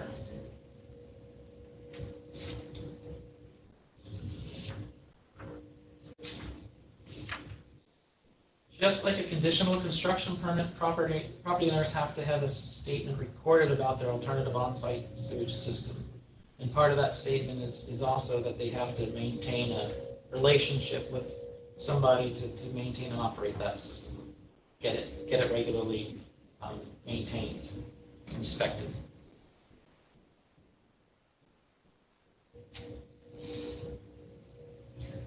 This is the hydraulic loading rates for AOSSs.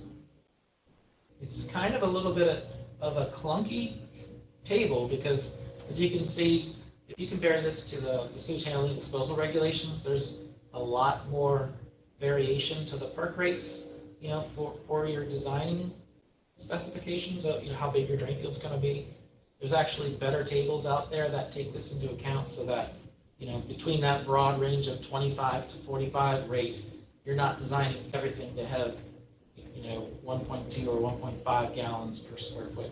You're going to have a better distribution of those perk rates to figure out the sizing of the system. However, this table is the final, if somebody wants to take the risk of designing something that's 25 rate on actually 45 rate soils, then because it's allowed by this table, we have to let them do it. But as you may know, as you go out there and you're texturing soils, something that's a 25 rate and a 45 rate can be quite a bit of difference to it. So rather than figuring out the square footage of your trench with the sewage handling disposal regulations, you're figuring out the gallons per day that each square foot of drain field can take, and just working with that for the calculations on the sizing.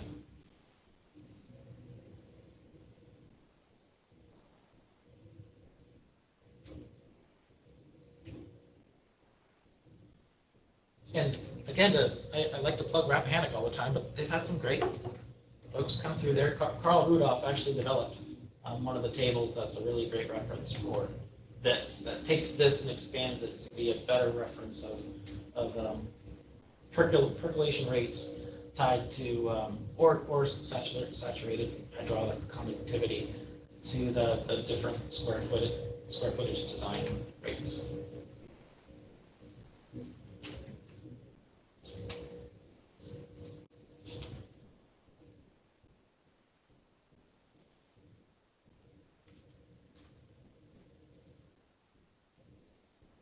I mentioned it earlier, so this table does allow for reducing those setbacks to the water table, basically, or the restrictions based on the treatment level. So the better treatment you have, the closer you can get to that water table with the design.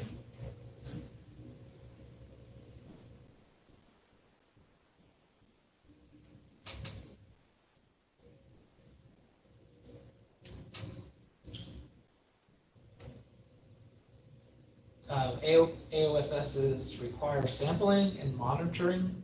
So not only do they have to be maintained and monitored, they do have to be sampled to ensure everything's working correctly. And of course, that information is put into well, eventually it's supposed to get to Ed with the reporting each time they go out and do their maintenance or grab samples and things. It should get back to our database and be reviewed. For systems with general approval, initial grab samples required within 180 days of operation, and then once every 5 years thereafter.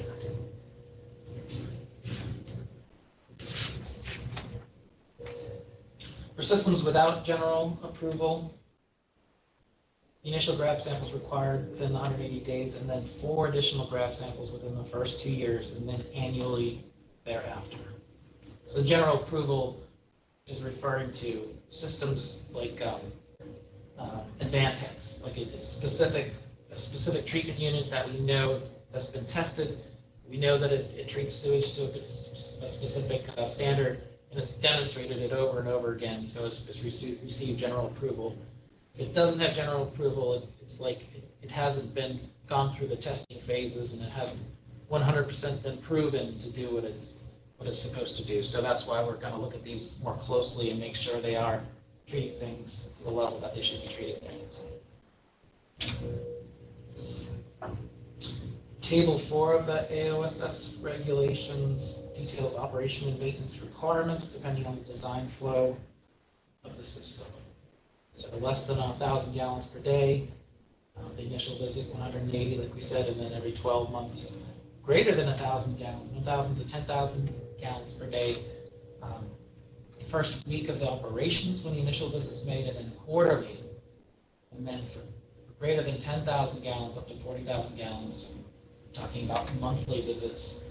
So it's almost like operation. You're almost operating it like a sewage treatment, like a package plant.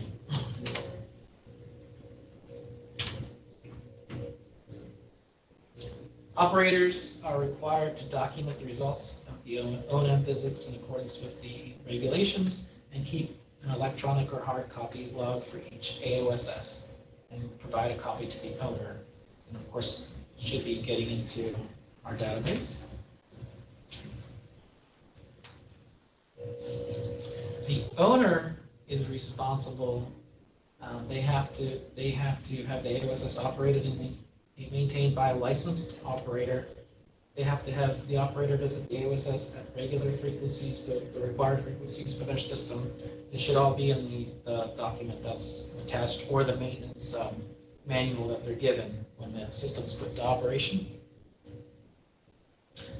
The operator, make sure the operator's collecting any samples that are required, keeping a copy of the log, following the operation and maintenance manual that's been given to them, and of course they have to comply with any local ordinances or Chesapeake Bay Preservation Area requirements. So that's a brief overview of the AOSS regulations, and we will go into more detail in the next couple of weeks with Design Camp 2, specifically for the AOSS systems. And perfect, that's it. So, any questions or comments or anything about today's presentations? Thank you for bearing with me through this. I hope I did Anne proud. Is everybody still awake out there?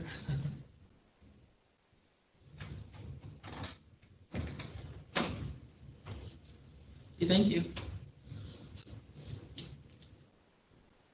I will see you guys, or some of you guys, next week and the week after for Design Camp 1.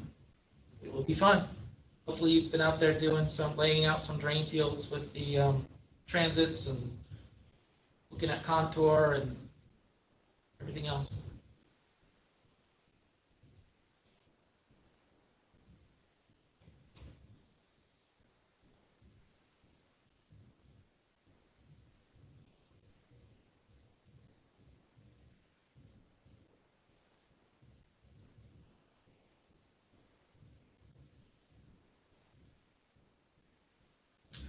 Thank you, everybody.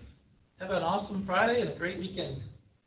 Stay safe out there, and looks like it's clouding up here, but hopefully you can get some sunlight for the rest of the day.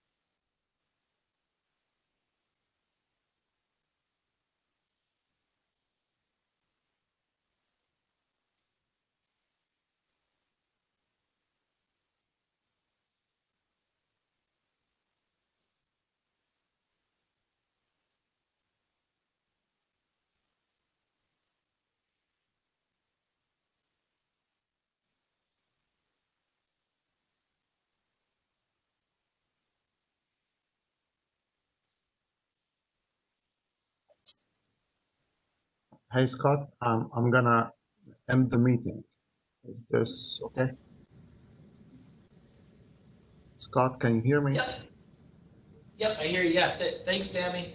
Okay. And appreciate it. I got a copy of the questions and everything, and Okay. we're good. Okay. Happy Friday. You too.